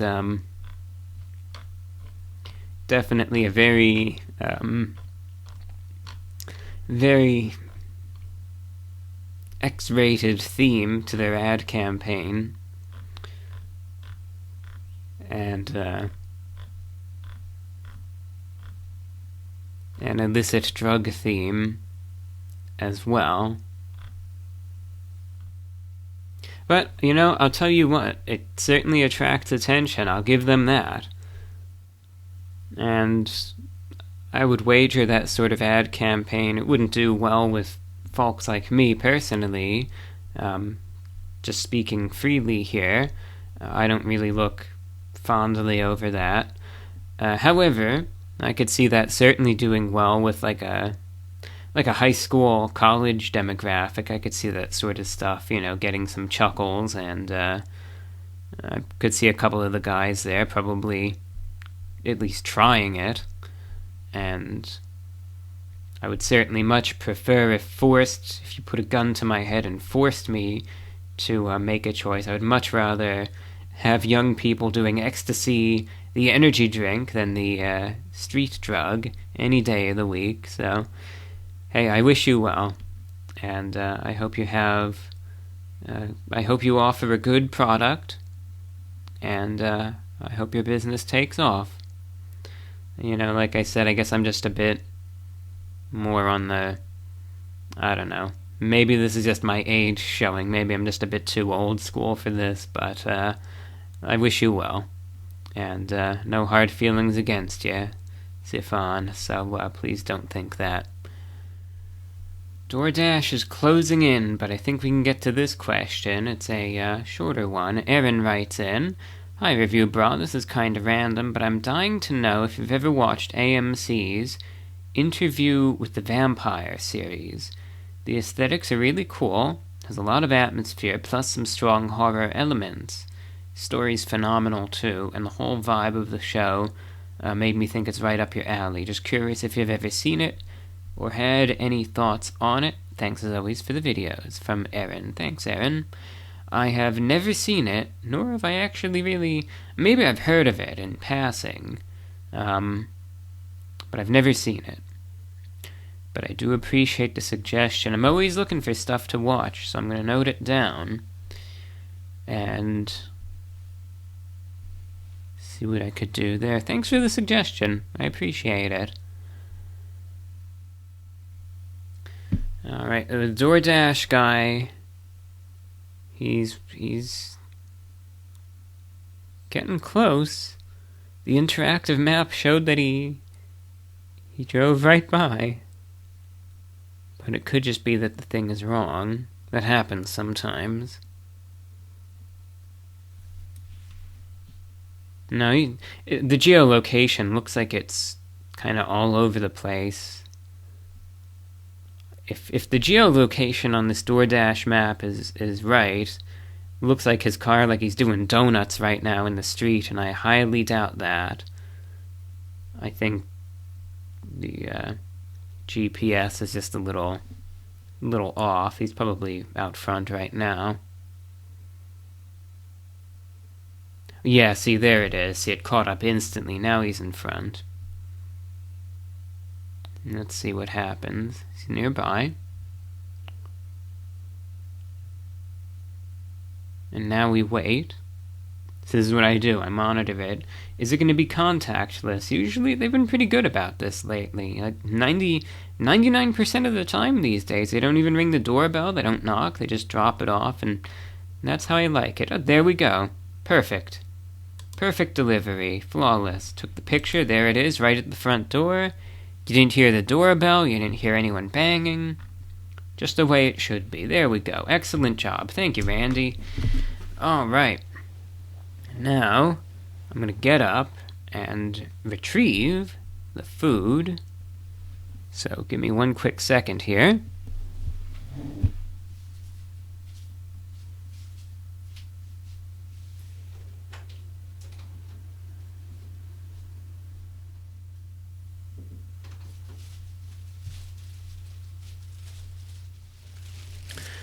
And before I stop for the time being and eat, because I'm not gonna... I really don't like this mukbang stuff. I don't like the mouth sounds, and I don't like that at all. Let's verify, since you've been here the whole process, right? From the coin toss to actually picking this out. Let's verify this and see how it's looking. Got the Buffalo Wild Wings bag. Think of this bag as an air freshener that makes your whole car smell respectable. Well, it's up for debate. Personally, I mean, I don't want this office of mine to smell like buffalo wings. If you've ever wondered, this office, some people think of it as the Globe Room. It actually has a very nice scent to it. It's like a little mixture of like wood and with vanilla notes to it. It's very pleasant.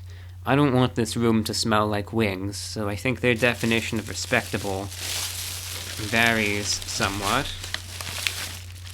There's a bag in the bag. Let's have... Okay. This has those napkins and the celery and carrots.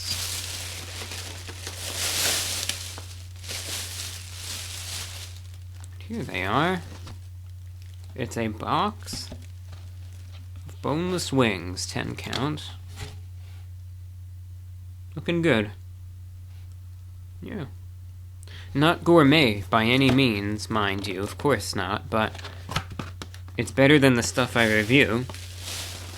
I'll tell you that.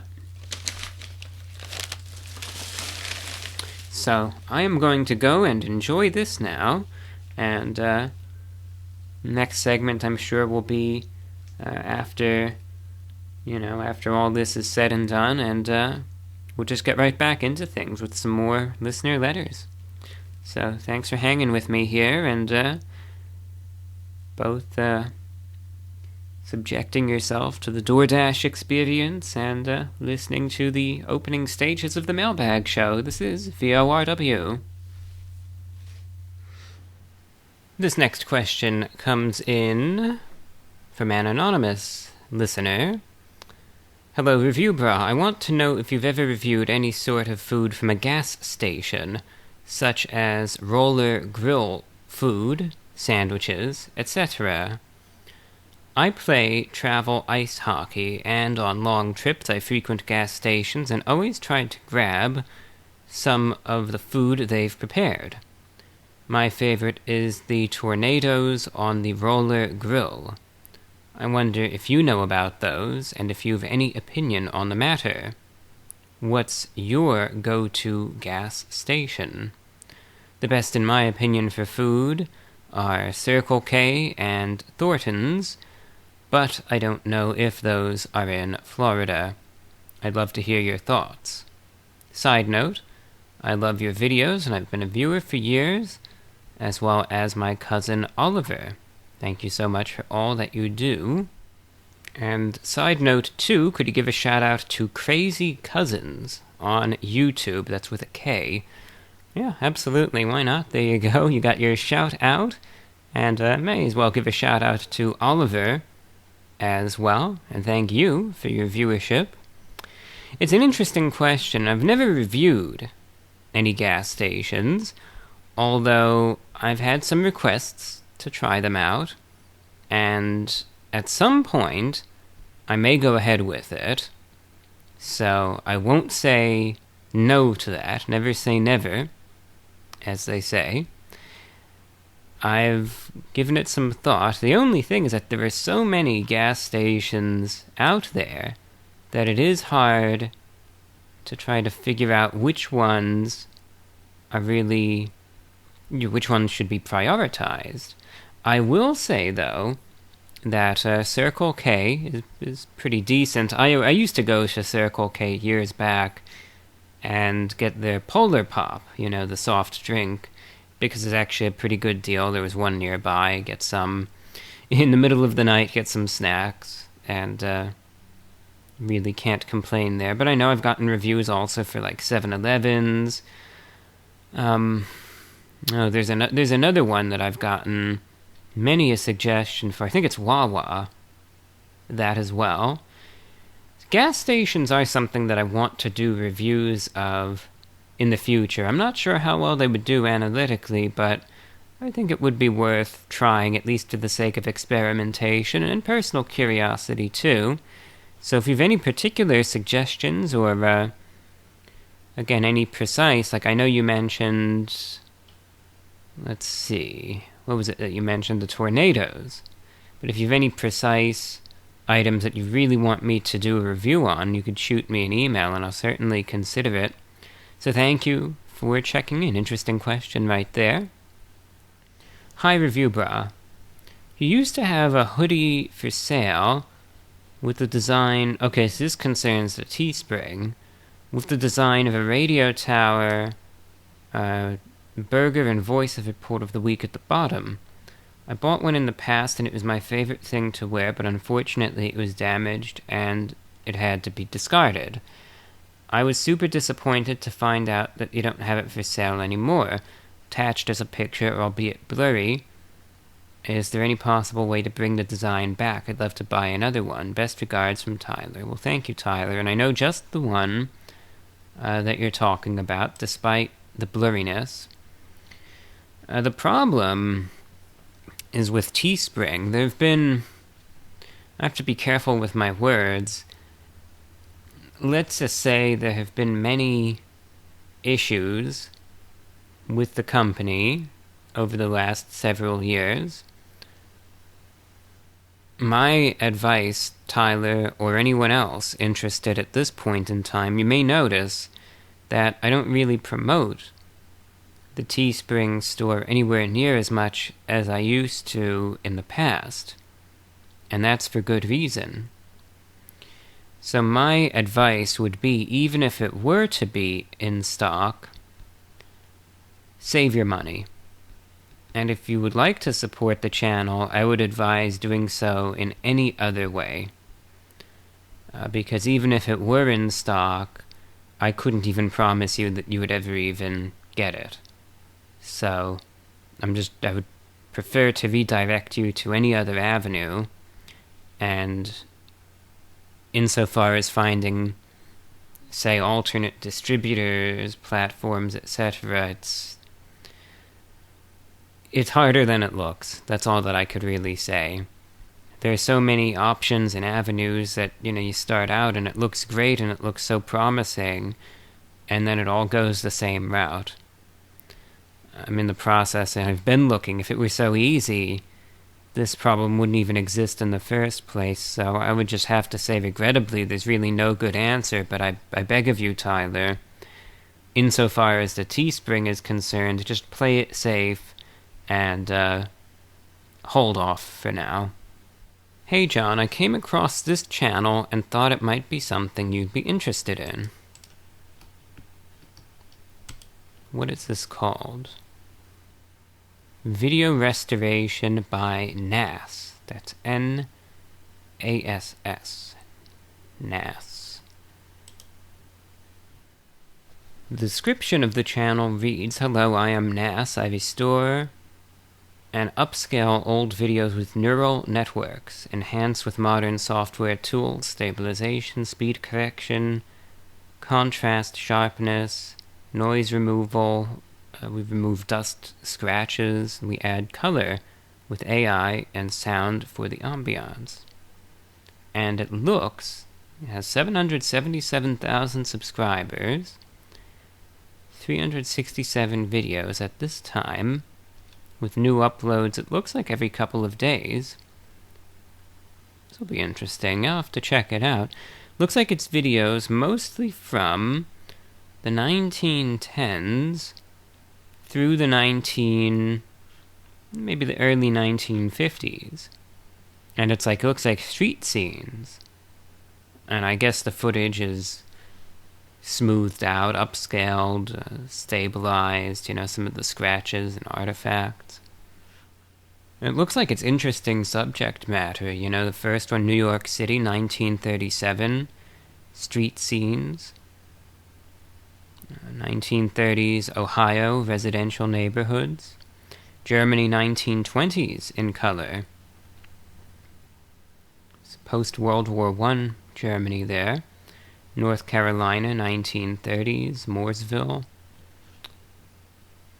San Diego and San Francisco, 1945 in color during VJ Day.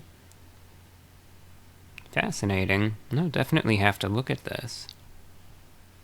Look at this one from 1937. Let's see how it looks. Very smooth. Well, yeah, they upscaled it to 1080p. 60 frames per second. Yeah, I see everyone there. Looks like going for walking around. Probably a warm day. I see lots of shirts and ties. Although I do see a few. There's one guy wearing a straw boater hat still. In a full suit. By then, in the late 1930s, the detachable collars weren't anywhere near as commonplace, although they weren't entirely extinct. You'd see some older men still wearing them. It was a three-piece suit.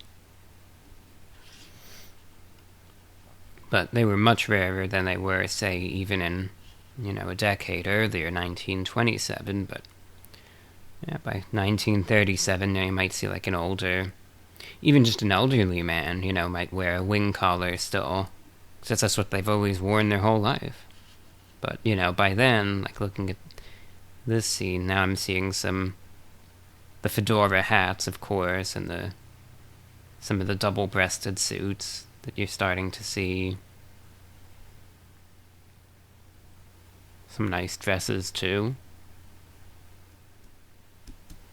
There's some young college-age rapscallions just wearing, looks like just some button-down shirts.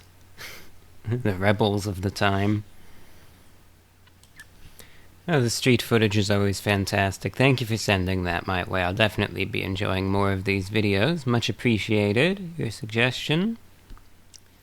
Juan writes in, I'm a long-time viewer of your channel. This is my first email. Let's see. Watching some of your old videos, I was curious as to whatever happened to your Christmas blowout content. I haven't seen any in the past couple years, or your regular talks about random subject, like your old talk shows. Is it The Views? Next up, I was curious if you would review Chick-fil-A's new ice cream floats and frosted sodas, or their new Valentine Day platter. I know you have been disappointed with most of the new releases from fast food joints, but I think you would enjoy this one. And lastly, granted this will be a bit belated, but I'll certainly oblige, this may be a big ask, but could you wish my girlfriend and I a Valentine's Day blowout? It's a running joke I do with her, as I found it so entertaining when you say it. If I'm honest, I don't know what it means, but I like messing with her about it, and she gets a good laugh out of it. So thank you, Juan, and absolutely. So a big shout out to Juan and girlfriend. Valentine's Day blowout. It has been a while since I've said that, hasn't it been? Not Valentine's Day blowout, but the whole blowout thing in general.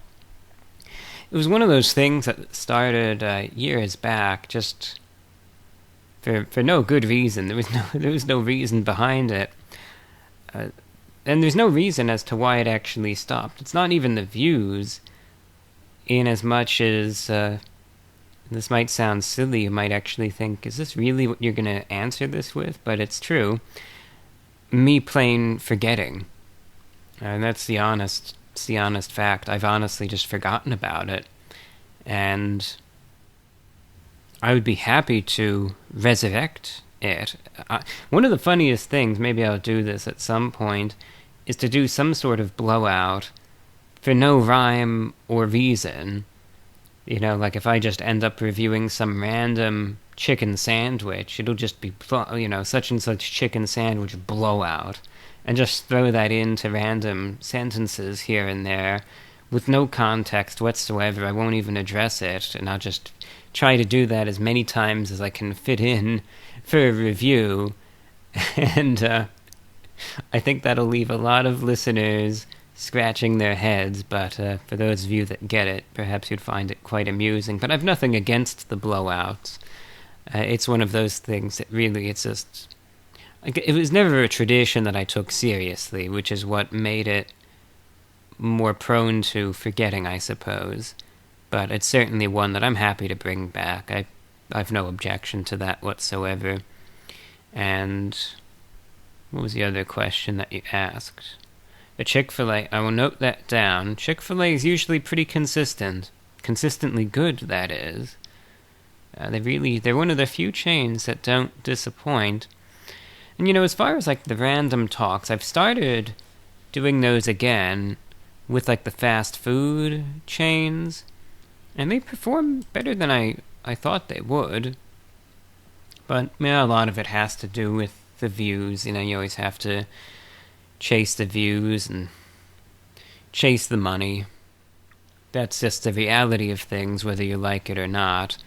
And you kind of have to make certain sacrifices with the content if you want to keep doing that.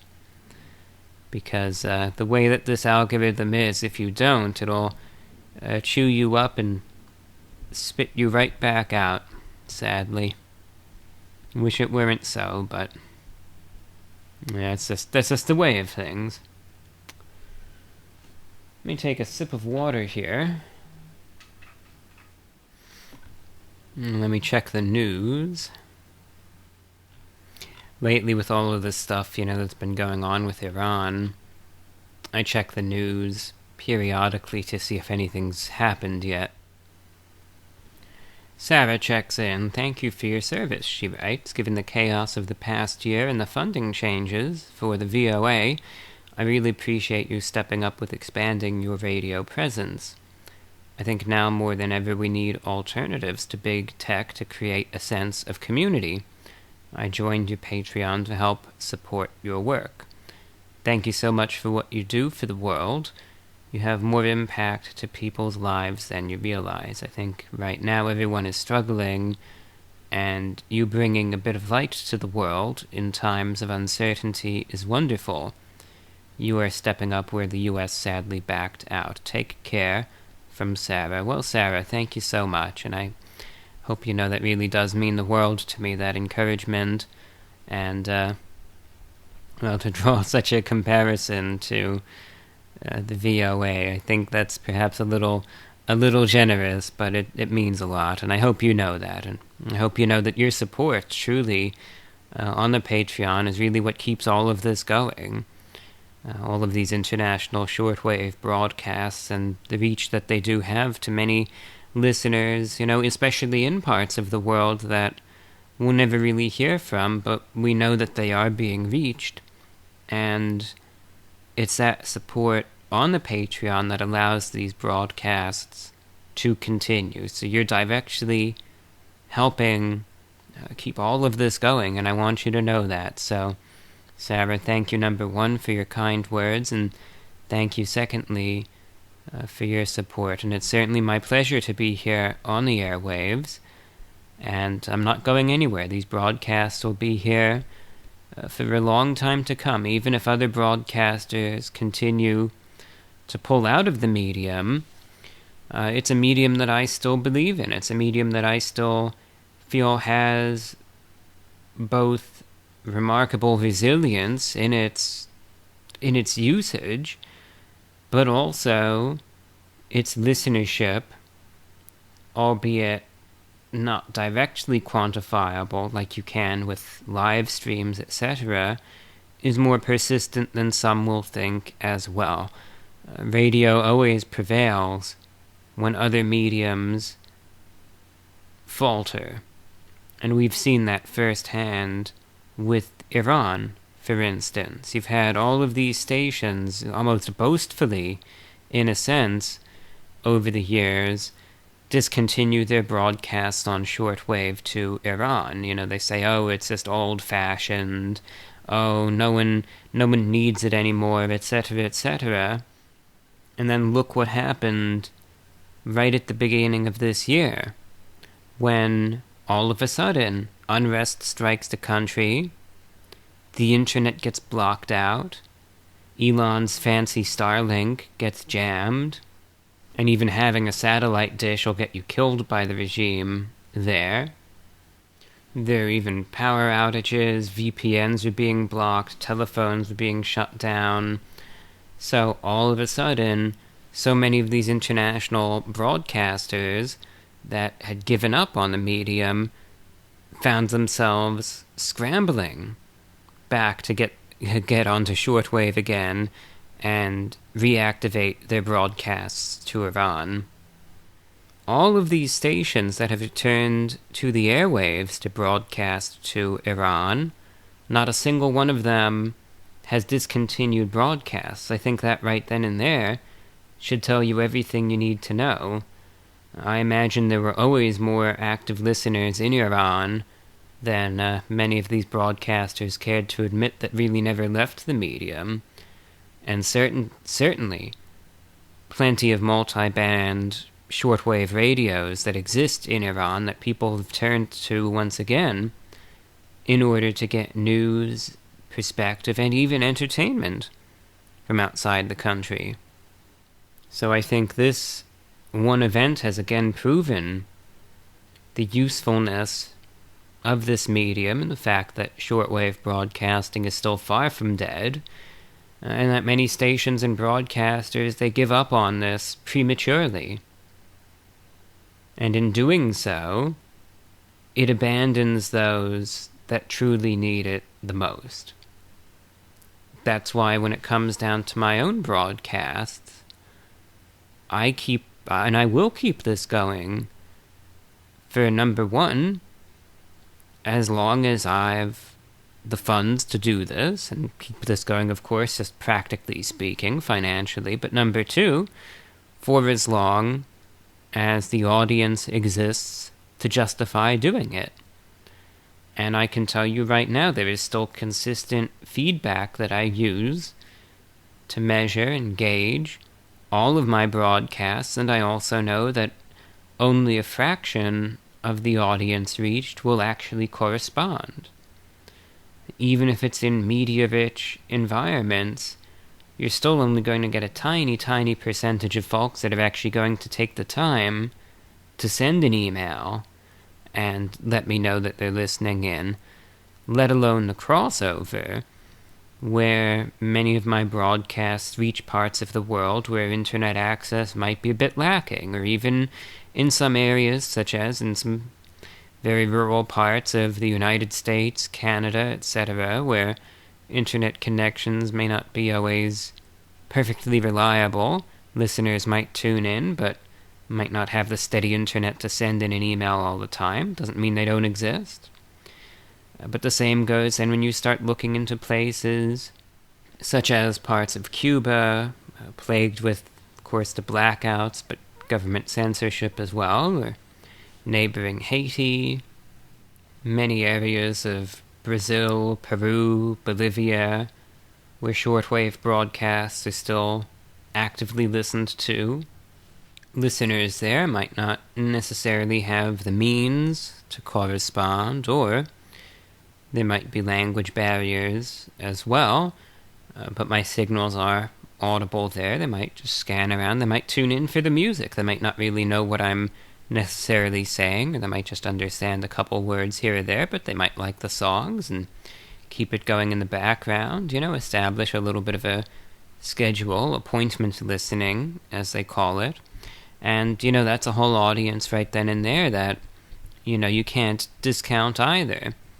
And there is anecdotal evidence that folks there do tune in, where I've received correspondence from aid workers especially, who have found themselves in Haiti and Cuba, those two locations especially, who have reported shortwave listenership in those areas. I remember there was one where someone was in Cuba doing some aid work, and this was quite the coincidence, but actually said he happened to hear my voice and turned and actually saw someone listening to my show and engaged, in some conversation, and sure enough, it actually turned out, if you would believe it, at that point there were actually some people that would listen to my broadcast over the shortwave, but there were others that would actually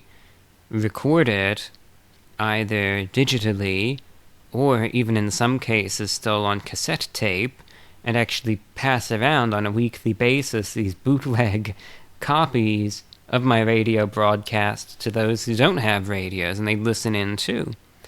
None of these listeners would correspond, none of them would ever write in, yet there's an active community in Cuba engaged to the point where they would actually make bootleg copies of my broadcasts to give to their family and friends just so they can listen in.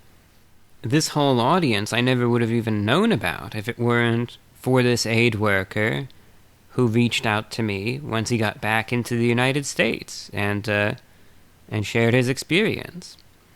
And it's for that reason that I make sure that I have frequencies of my program that are easily audible in Cuba, because I firmly believe there are people in there, in Cuba, listening in even if I never hear from them. And that's an audience I'm not going to forget about either. So, my broadcasts are certainly not going anywhere. You have many stations now that seem so eager to abandon the medium, but I'm quite the opposite. If I won the lottery, for instance, I would only expand the presence of my broadcasts, and even not having lottery winnings, I certainly try to make the most of what I can do, try to get on the best stations I can get on with what I've available, the best frequencies, utilize high power, and reach what I still believe is a very real listening audience that I truly believe to both this program and the medium in general is much larger than many people imagine it to be. So Sarah, again, thank you so much for writing in. Scott S. is checking in. Hi John, I would like to extend my appreciation and respect for your devotion, humor, and grace. My question today is about fitness and aesthetics. It has dawned on me that your clothing style isn't conducive for fitness. I'm someone who exercises vigorously daily in activities, such as hiking, jogging, cycling, playing baseball. As such, dressing as you do would not work for these activities, so I'm wondering if you do some sort of fitness from time to time, and do you do it in your suits? On another note, I've heard you on several occasions allude to your health as an issue. While I am not a doctor, I do know that exercise has a tremendously positive effect on my physical health and mental health. Be well, from Scott S. Scott, thanks for checking in. An interesting question that you ask. And, yes, it would be harder to imagine, playing baseball, for instance, in a suit and tie, for sure. As far as trying to stay active, there are some instances where it's just, I'm able to do more sometimes than others, but it's never an issue of procrastination or laziness. It's merely what I find myself capable of in the moment. I try to do what I can, really. But a lot of it, constitutes taking walks, which obviously it does add up and really can help. But also just trying to do some work around the house, yard work, etc. Trying to get a little bit of sun here and there, try to stay active, get some stuff done, and all of that. And, so it's something at least. It might not be the equivalent, of course, of going to the gym or anything, but it's not entirely sedentary either. And when I do, it all depends. If I'm going for a walk, I will be dressed, for the most part, in at least several layers. And that's for several reasons. Number one, it feels inappropriate of me, I suppose, to go outside wearing anything other than, by today's standards, formal attire. So when I go, let's say, for a walk, I will always wear dress pants, a dress shirt, tucked in. I'll wear a tie. And then, at a minimum, depending on the temperature, I will have some sort of layer over that. It might be a sweater with some pockets, like a cardigan sweater, with some pockets. It might be a suit jacket. I might just be wearing a full suit. It might be an overcoat, be that a full-length overcoat, might be a pea coat, might be a trench coat, but definitely some sort of layer, I would say. Number one, for the sake of just trying to dress with modesty, I always like to just have, that extra layer on, but most importantly, I find it practicable when being out, even for a walk, because the extra pockets allow me to have extra things that I need. Things that I'll always have, my phone, wallet, some keys, but then also some weapons that I have as well. And I know that might sound a little bit silly, but better safe than sorry. And if I ever found myself in a situation where, God forbid, I'd ever need to utilize such force, I can say with confidence I would never regret the decision not to have them when I go out. I'm always an advocate for self-defense, of course responsible self-defense, But the world, it's a dangerous place. And, at least in my case, anyway, I feel it would be easier to access such things dressed in the manner that I am, less of a chance of anything, falling off or whatever, getting, God forbid, lost or something happening, if I were just wearing, a tracksuit or something. So there's several reasons, of course, both just the way, that I like the way it looks, it's how I feel comfortable, and it's actually because the cut of everything that I wear is still, much fuller and more traditional. It allows for breathing room, and, it's always comfortable, and I could walk around in it fine, never gives me any issues, as far as the fabric or sensitivity, but there are also some very practical reasons behind it, too. Now, as far as other work that I do, like let's say work around the house or yard work or what have you, that changes a little bit. I still dress nicely when I do that, but depending on the nature of the task at hand, I will wear an outfit that maybe doesn't necessarily have to be dry cleaned, but something that is more, let's say, on the washable side of things. I'll actually give a very recent example. I did some work today with outside, this little hot tub that I have. Not that I ever use the thing, but I still want to keep it in a workable condition. But it needed some work. It needed to be cleaned and filled up, and there were some adjustments that needed to be made. It's not back-breaking work by any extent, but, it gets you moving around at least, and gets me out, in some fresh air and the sun and all of that. And I got dressed for that. So, and I know this just because off the top of my head, because I did this not just a couple hours ago, I would say, that, so I threw on a pair of gray dress pants they're washable though, and then I threw on a dress shirt, a necktie, and then I put on this house coat that I use. The thing is it's very durable and can take a beating too, but it's washable. Threw that on over everything, and then I put on some work gloves and got to work, and sure enough, I didn't even get the outfit dirty or anything, but either way, it's the type of thing that if, let's say, I did get splashed with this, that, or the other thing, pretty much everything's washable, and I could easily just, throw it all in the washing machine, and, it's all good to go. But I'm probably one of the few people left these days that actually wore a shirt and tie. Actually, I specifically put on a shirt and tie just to go work on the hot tub, because, I'm going outside, and it would feel weird not to be dressed in that manner outside. Now, some of you listening might say, well, boy, you have problems, don't you? I probably do, but I've made it this far, haven't I? Kevin in Monterrey, Mexico writes, "Hello, John. Wanted to start this email by thanking you for giving us viewers and listeners around the globe such great content and shows throughout the years. You conduct yourself with such elegance and dignity.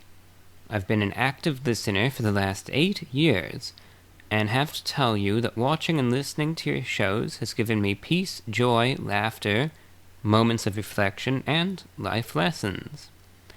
I've recently started watching the movie," I apologize, I'm sure I'm going to get these names horribly wrong, there's no offense intended, Bugonia, that's Bugonia, it's from 2025, directed by Yorgos Lanthimos, written by Will Tracy, starring Emma Stone and Jesse Plemons.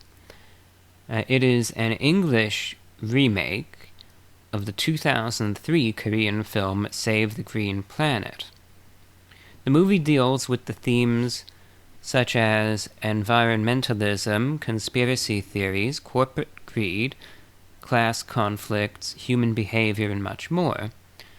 It is about a call for reflection on our own lives and capacity for changes in order to prevent self-destruction. So this leaves me with a question. Do you have hope for humanity to make these reflections and changes in their way of thinking and living in order to create a better world, or do you think we will never learn to make these changes? Is it already too late? I thank you for your time, good sir, and I hope only the best for you. Kind regards, Kevin, in Monterrey, Mexico. Kevin, thank you for writing in and for your thoughts on the film that you recently saw. And a very interesting and thought-provoking question, may I add. And this, of course, is a matter of opinion, right? This is just how I see it. I've always been a bit pessimistic, I suppose, as far as, how I see humanity and how I see the future looking. The thing is, this has just been my prevailing train of thought, that while in this world that there are good people out there, individuals whose mindset is in the right place, who are, for lack of a better word, pure of heart, who are good, moral, caring individuals that really, they just want to do the right thing. They want to help other people out. They want to help their community at large out, just try to make this world better for everyone involved. There are those good people out there. I maintain that there are more bad people out there than good people, and insofar as individuals in power, decision-making wise, be that in the world of politics, big business, celebrity culture, etc., the bad always outweighs the good. As a result, I think in the broad sense, we're on a one-way street. But we've been on that one-way street for some time now, so it's not any sort of recent thing. I would not contend that it's your fault and it's my fault because we could have changed it, and it's been this way before any of us have even been born. At the same time, however, I contend, even though I see it that way, it doesn't mean, number one, that total destruction is inevitable in the near future. Doesn't mean that I think, what does anything matter then? Because in 10 years, everything's going to be underwater and there's going to be World War III and there's going to be nukes everywhere and we're all going to be eating each other. It's like, no, I don't see it that way. I think that, it's just going to be more of the same slow but continual degradation of everything you see around us. Nothing necessarily cataclysmic. And at the same time, resultantly, I don't see it as a means for total despondency either, because I understand it's not a positive outlook to have for the future. It's not, look, I wish I didn't see things this way, but it's how I do. But at the same time, I don't see it as a reason to give up. I don't see it as a reason to simply say, all right, then to hell with everything else, to hell with my job and everyone and everything that I care about, because, the future is just this way anyway, so how about I just go and get rid of myself, for lack of a better word, because what would it matter, right? If this is the future and this is how you see it, then why not? What's the point? No, not at all. Don't give up. I contend by saying, just because I broadly see that this degradation will continue, remember one of the first things that I said, there's still good people out there too. and we can't give up on those good folks that are out there. And even if the bad outweighs the good, it doesn't mean that the good still doesn't have an impact, a positive impact on this world. Sometimes it's more isolated, sometimes it's more limited perhaps to just a local community than a national or international level, but it doesn't mean that good things still can't happen, and that things in cases still can't get better. Because I truly still believe that, and I still think that small, even individual impacts can still make a difference. And I add, if it makes a difference even in just one person's life, that alone is more than worth it. So no matter what, no matter the odds or the outlook, I still say keep your head up, stay true to yourself and what you believe in, fight the good fight, be the best person that you can be, because I think all of that still does matter very much. So thank you for writing in, really appreciate it. An anonymous listener starts things off writing, "Hello Review Bra. I wish to remain anonymous, but I wanted to pose a question for your podcast. But firstly, some backstory. I first started watching your channel in 2016-2017, right when you were blowing up and becoming a meme. Initially, I watched it to sort of laugh along with the crowd, but I quickly found myself entertained with the content and have been a viewer and listener ever since. I myself live in Ireland and am fascinated with the amount of variety in terms of fast food options available in the United States. Here in Ireland, we have your standard McDonald's, Burger King, KFC, etc., but to see what you guys have across the water is always fascinating to me, and I thank you for sharing it online. Seeing the crazy things those mega corporations come up with is always fascinating and slightly disturbing. I wish to sample it nonetheless. My question for you is, do you have any interest in traveling abroad, more specifically for the purpose of trying new foods? In Ireland alone, we have a small but interesting variety of local chains such as Supermax, equivalent to a chicken sandwich place, Boojum, I probably messed up that pronunciation so much, equivalent to a Chipotle, Apache Pizza, like your standard pizza place like Domino's, and many more. I myself love traveling for the sole purpose of eating, having traveled much of Europe. As much as I love finding small and intimate restaurants with a local menu, I can't help but find myself just as excited to try the local fast food. I plan on heading to Singapore this summer to visit the various hawker stands and food markets, and as excited as I am to go to these places, I find myself seeking out the likes of Wingstop or Jollibee, as I have never had them. I'd love to get your thoughts on this subject of traveling abroad and trying not only local food but also fast food. Kind regards, and best wishes for the future from a long-time fan. So thank you, anonymous listener there over in Ireland. And I thank you for sticking with the channel for so long, by the way. Yeah, 2017, that's when the channel really took off, as far as being a meme and all of that is concerned. I remember back then there was a site around, and I don't know if it's still around, but it was called iFunny.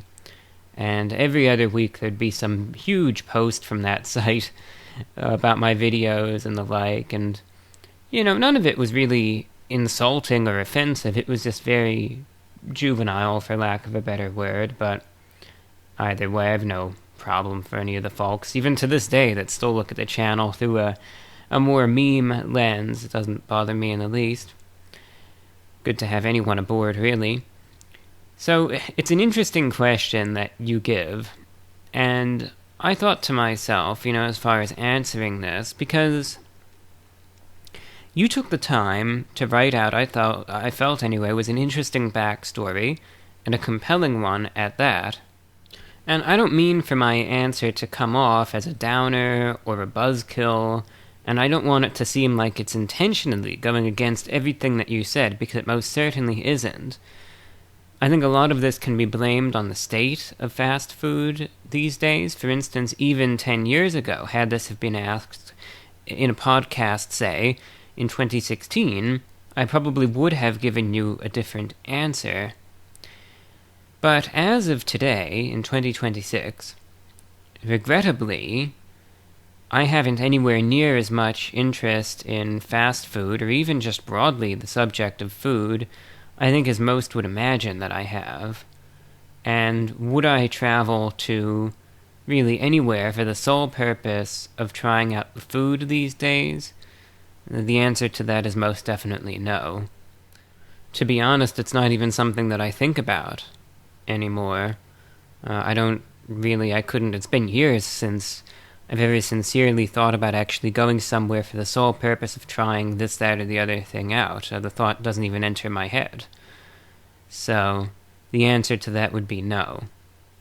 With that said, however, let us hypothesize that I were going anywhere. Let's say it could be another U.S. state, someplace that has other chains, or another country, anywhere in the world that might be, for any other reason. Would I utilize that opportunity for the sake of the channel to try chains and establishments theretofore I had no opportunity? I most certainly would, and it would be silly not to. So, my answer is kind of multifaceted. For instance, if, let's say, I went to Ireland, would I probably make the most of it as far as the YouTube is concerned and film a couple reviews there if I happened to be there for one reason or another? I sure would. But would that be the reason why I would find myself there in the first place? No, it wouldn't be. And if, let us speculate, I had a finite amount of time there, and if, let's say for a day, I was given the choice of either going and visiting some of those chains in question, or not visiting them, but instead visiting, let's say, some museums or historic sites or some scenic areas, I would choose the latter.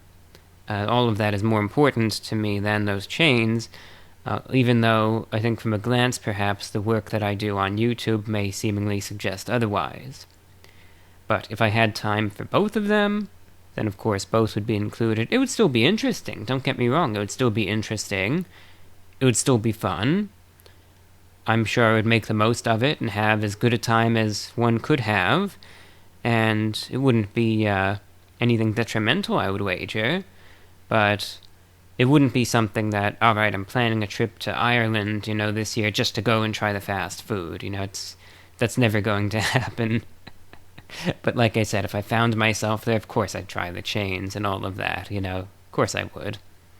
So it's an interesting answer. It might not be the answer you were thinking of. I think a lot of people think, as I said, understandably so, that I kind of go crazy for the fast food, but honestly, I've just lost more and more interest and drive and all of that for any of this stuff over the decade, and it's just the way it is. I think it's just because I eat less and less fast food nowadays, and, it's just because of the quality. If it got better, I think I'd care more about it. But that's just my 2 cents. We'll keep this listener anonymous as well, since no name was given. The email reads, "Greetings. I'm a 24-year-old male. I've enjoyed watching your content for about 4 years now. I might be assuming things, but I feel like YouTube works as a diary of sorts. Seeing yourself over the years has to feel like dating what your goals, mental state, behavior, etc. were like during one era or another." To interject, it's true. Yes, it is like a mini time capsule of sorts. Continuing. "Lately I've been struggling with the feeling of wasting time, losing time, and realizing that the supposed prime of my life is slipping through my fingers. I know this is a common sentiment, but it feels especially crippling for me. I remember hearing that years go by quicker the more of them you experience, and man, is that true. You look up and think, how in the world was insert event here 6 months ago, a year, 5 years? I'm not sure if it's a universal vibe that no one feels like they're doing enough with the one life we're given. Weeks just fly by. I feel like the same person as I was in 2020. There is no growth. Holidays are especially rough. They seem to get closer and closer together every year. In my head, I'm still in my late teens. I still feel like that person. I know how pathetic that may sound, but realizing one needs to progress is the first step. I would love to hear your thoughts on this. I think as a YouTuber, one could fall into the habit of assigning certain positive feelings to certain times in retrospect and think, where has the time gone? So thank you, anonymous listener, for your question. A deep question, but a good one at that, and certainly I can relate to it as far as the passage of time is concerned.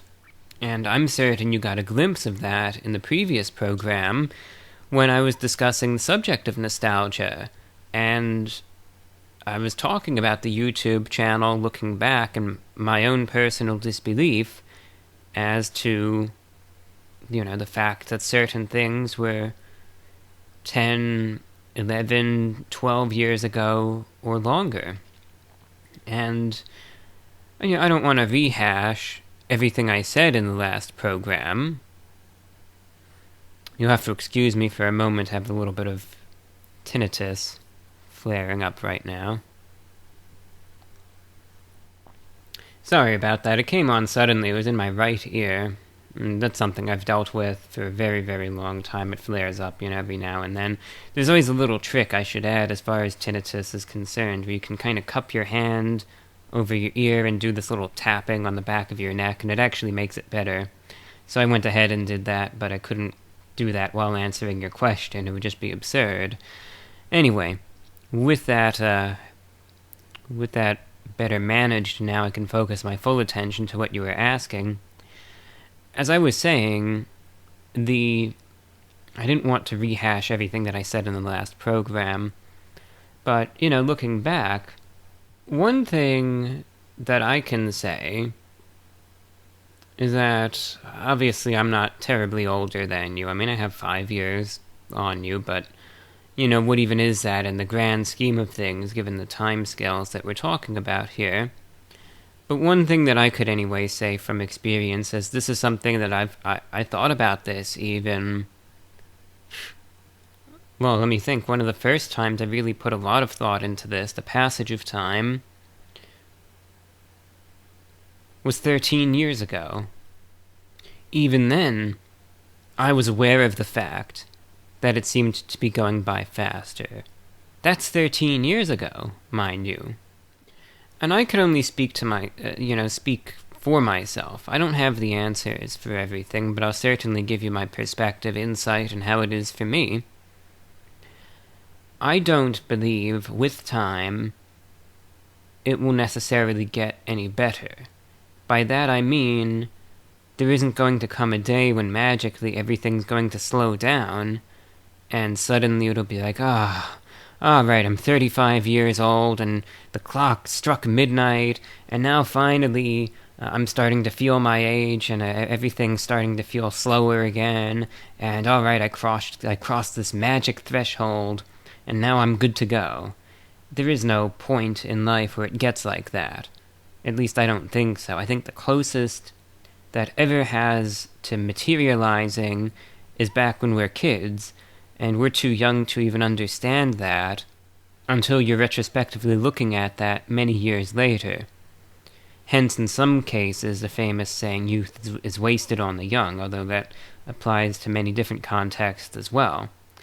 So, considering the fact that I've been on this similar wavelength as far as time is concerned for, again, 13, 14 years now, how is it then that I haven't just pulled all my hair out and, gone crazy or just accepted, despondently accepted everything?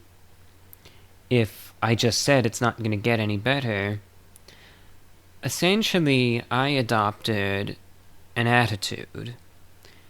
And the attitude that I've adopted isn't something that you can necessarily force yourself to adopt. It's either going to happen or it isn't, in my opinion. And if it does, it's going to come about naturally. It's the only way it would actually work. And I couldn't tell you how it happened with me because I really don't know. It just kind of did.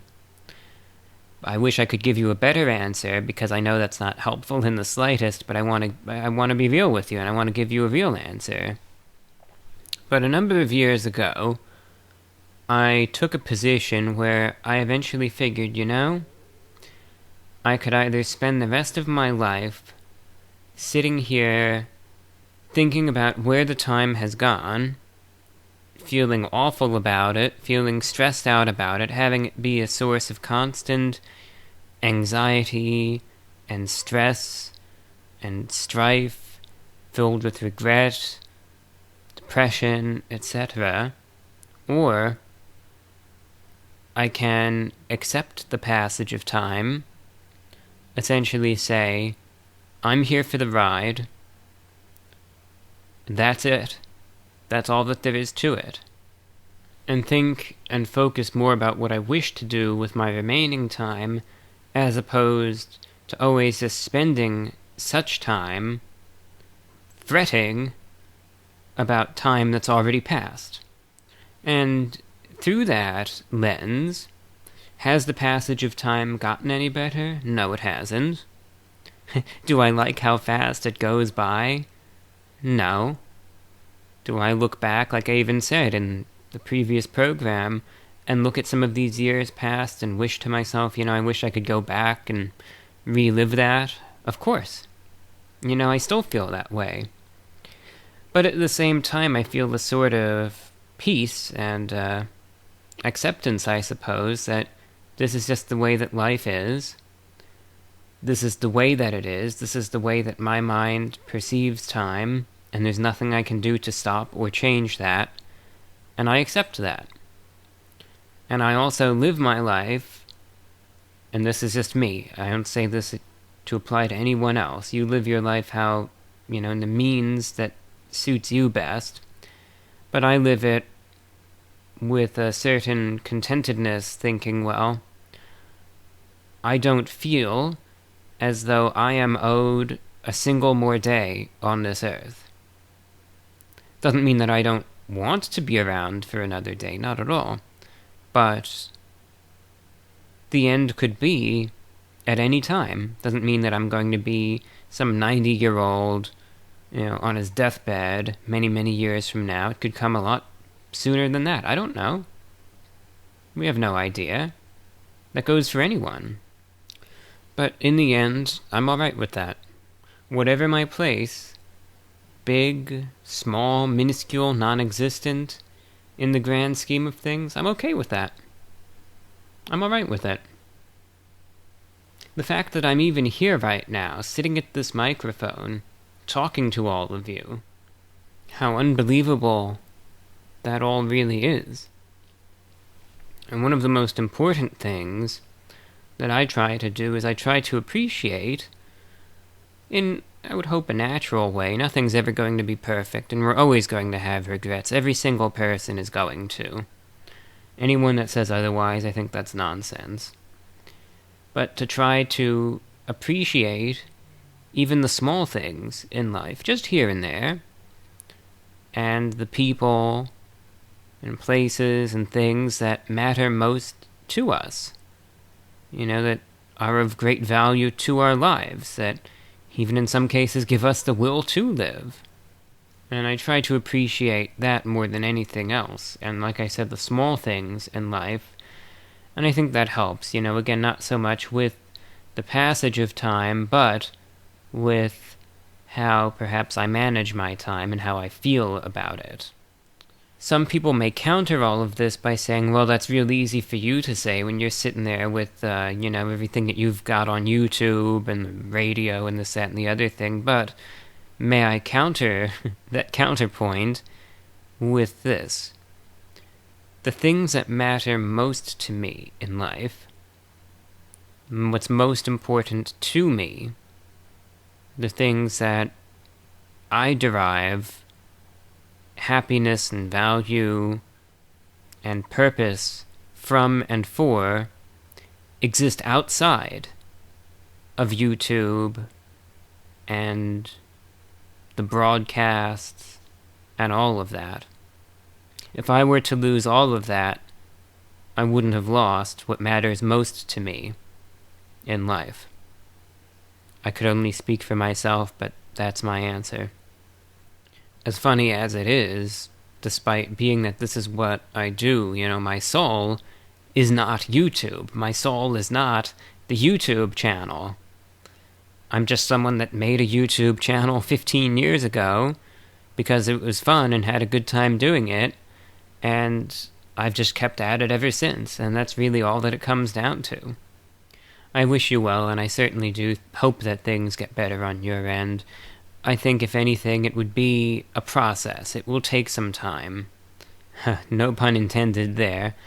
But it will take some time. It's not going to change overnight. Maybe it'll change over the span of months or years, but it's not one of those things, in my opinion, that can necessarily be forced.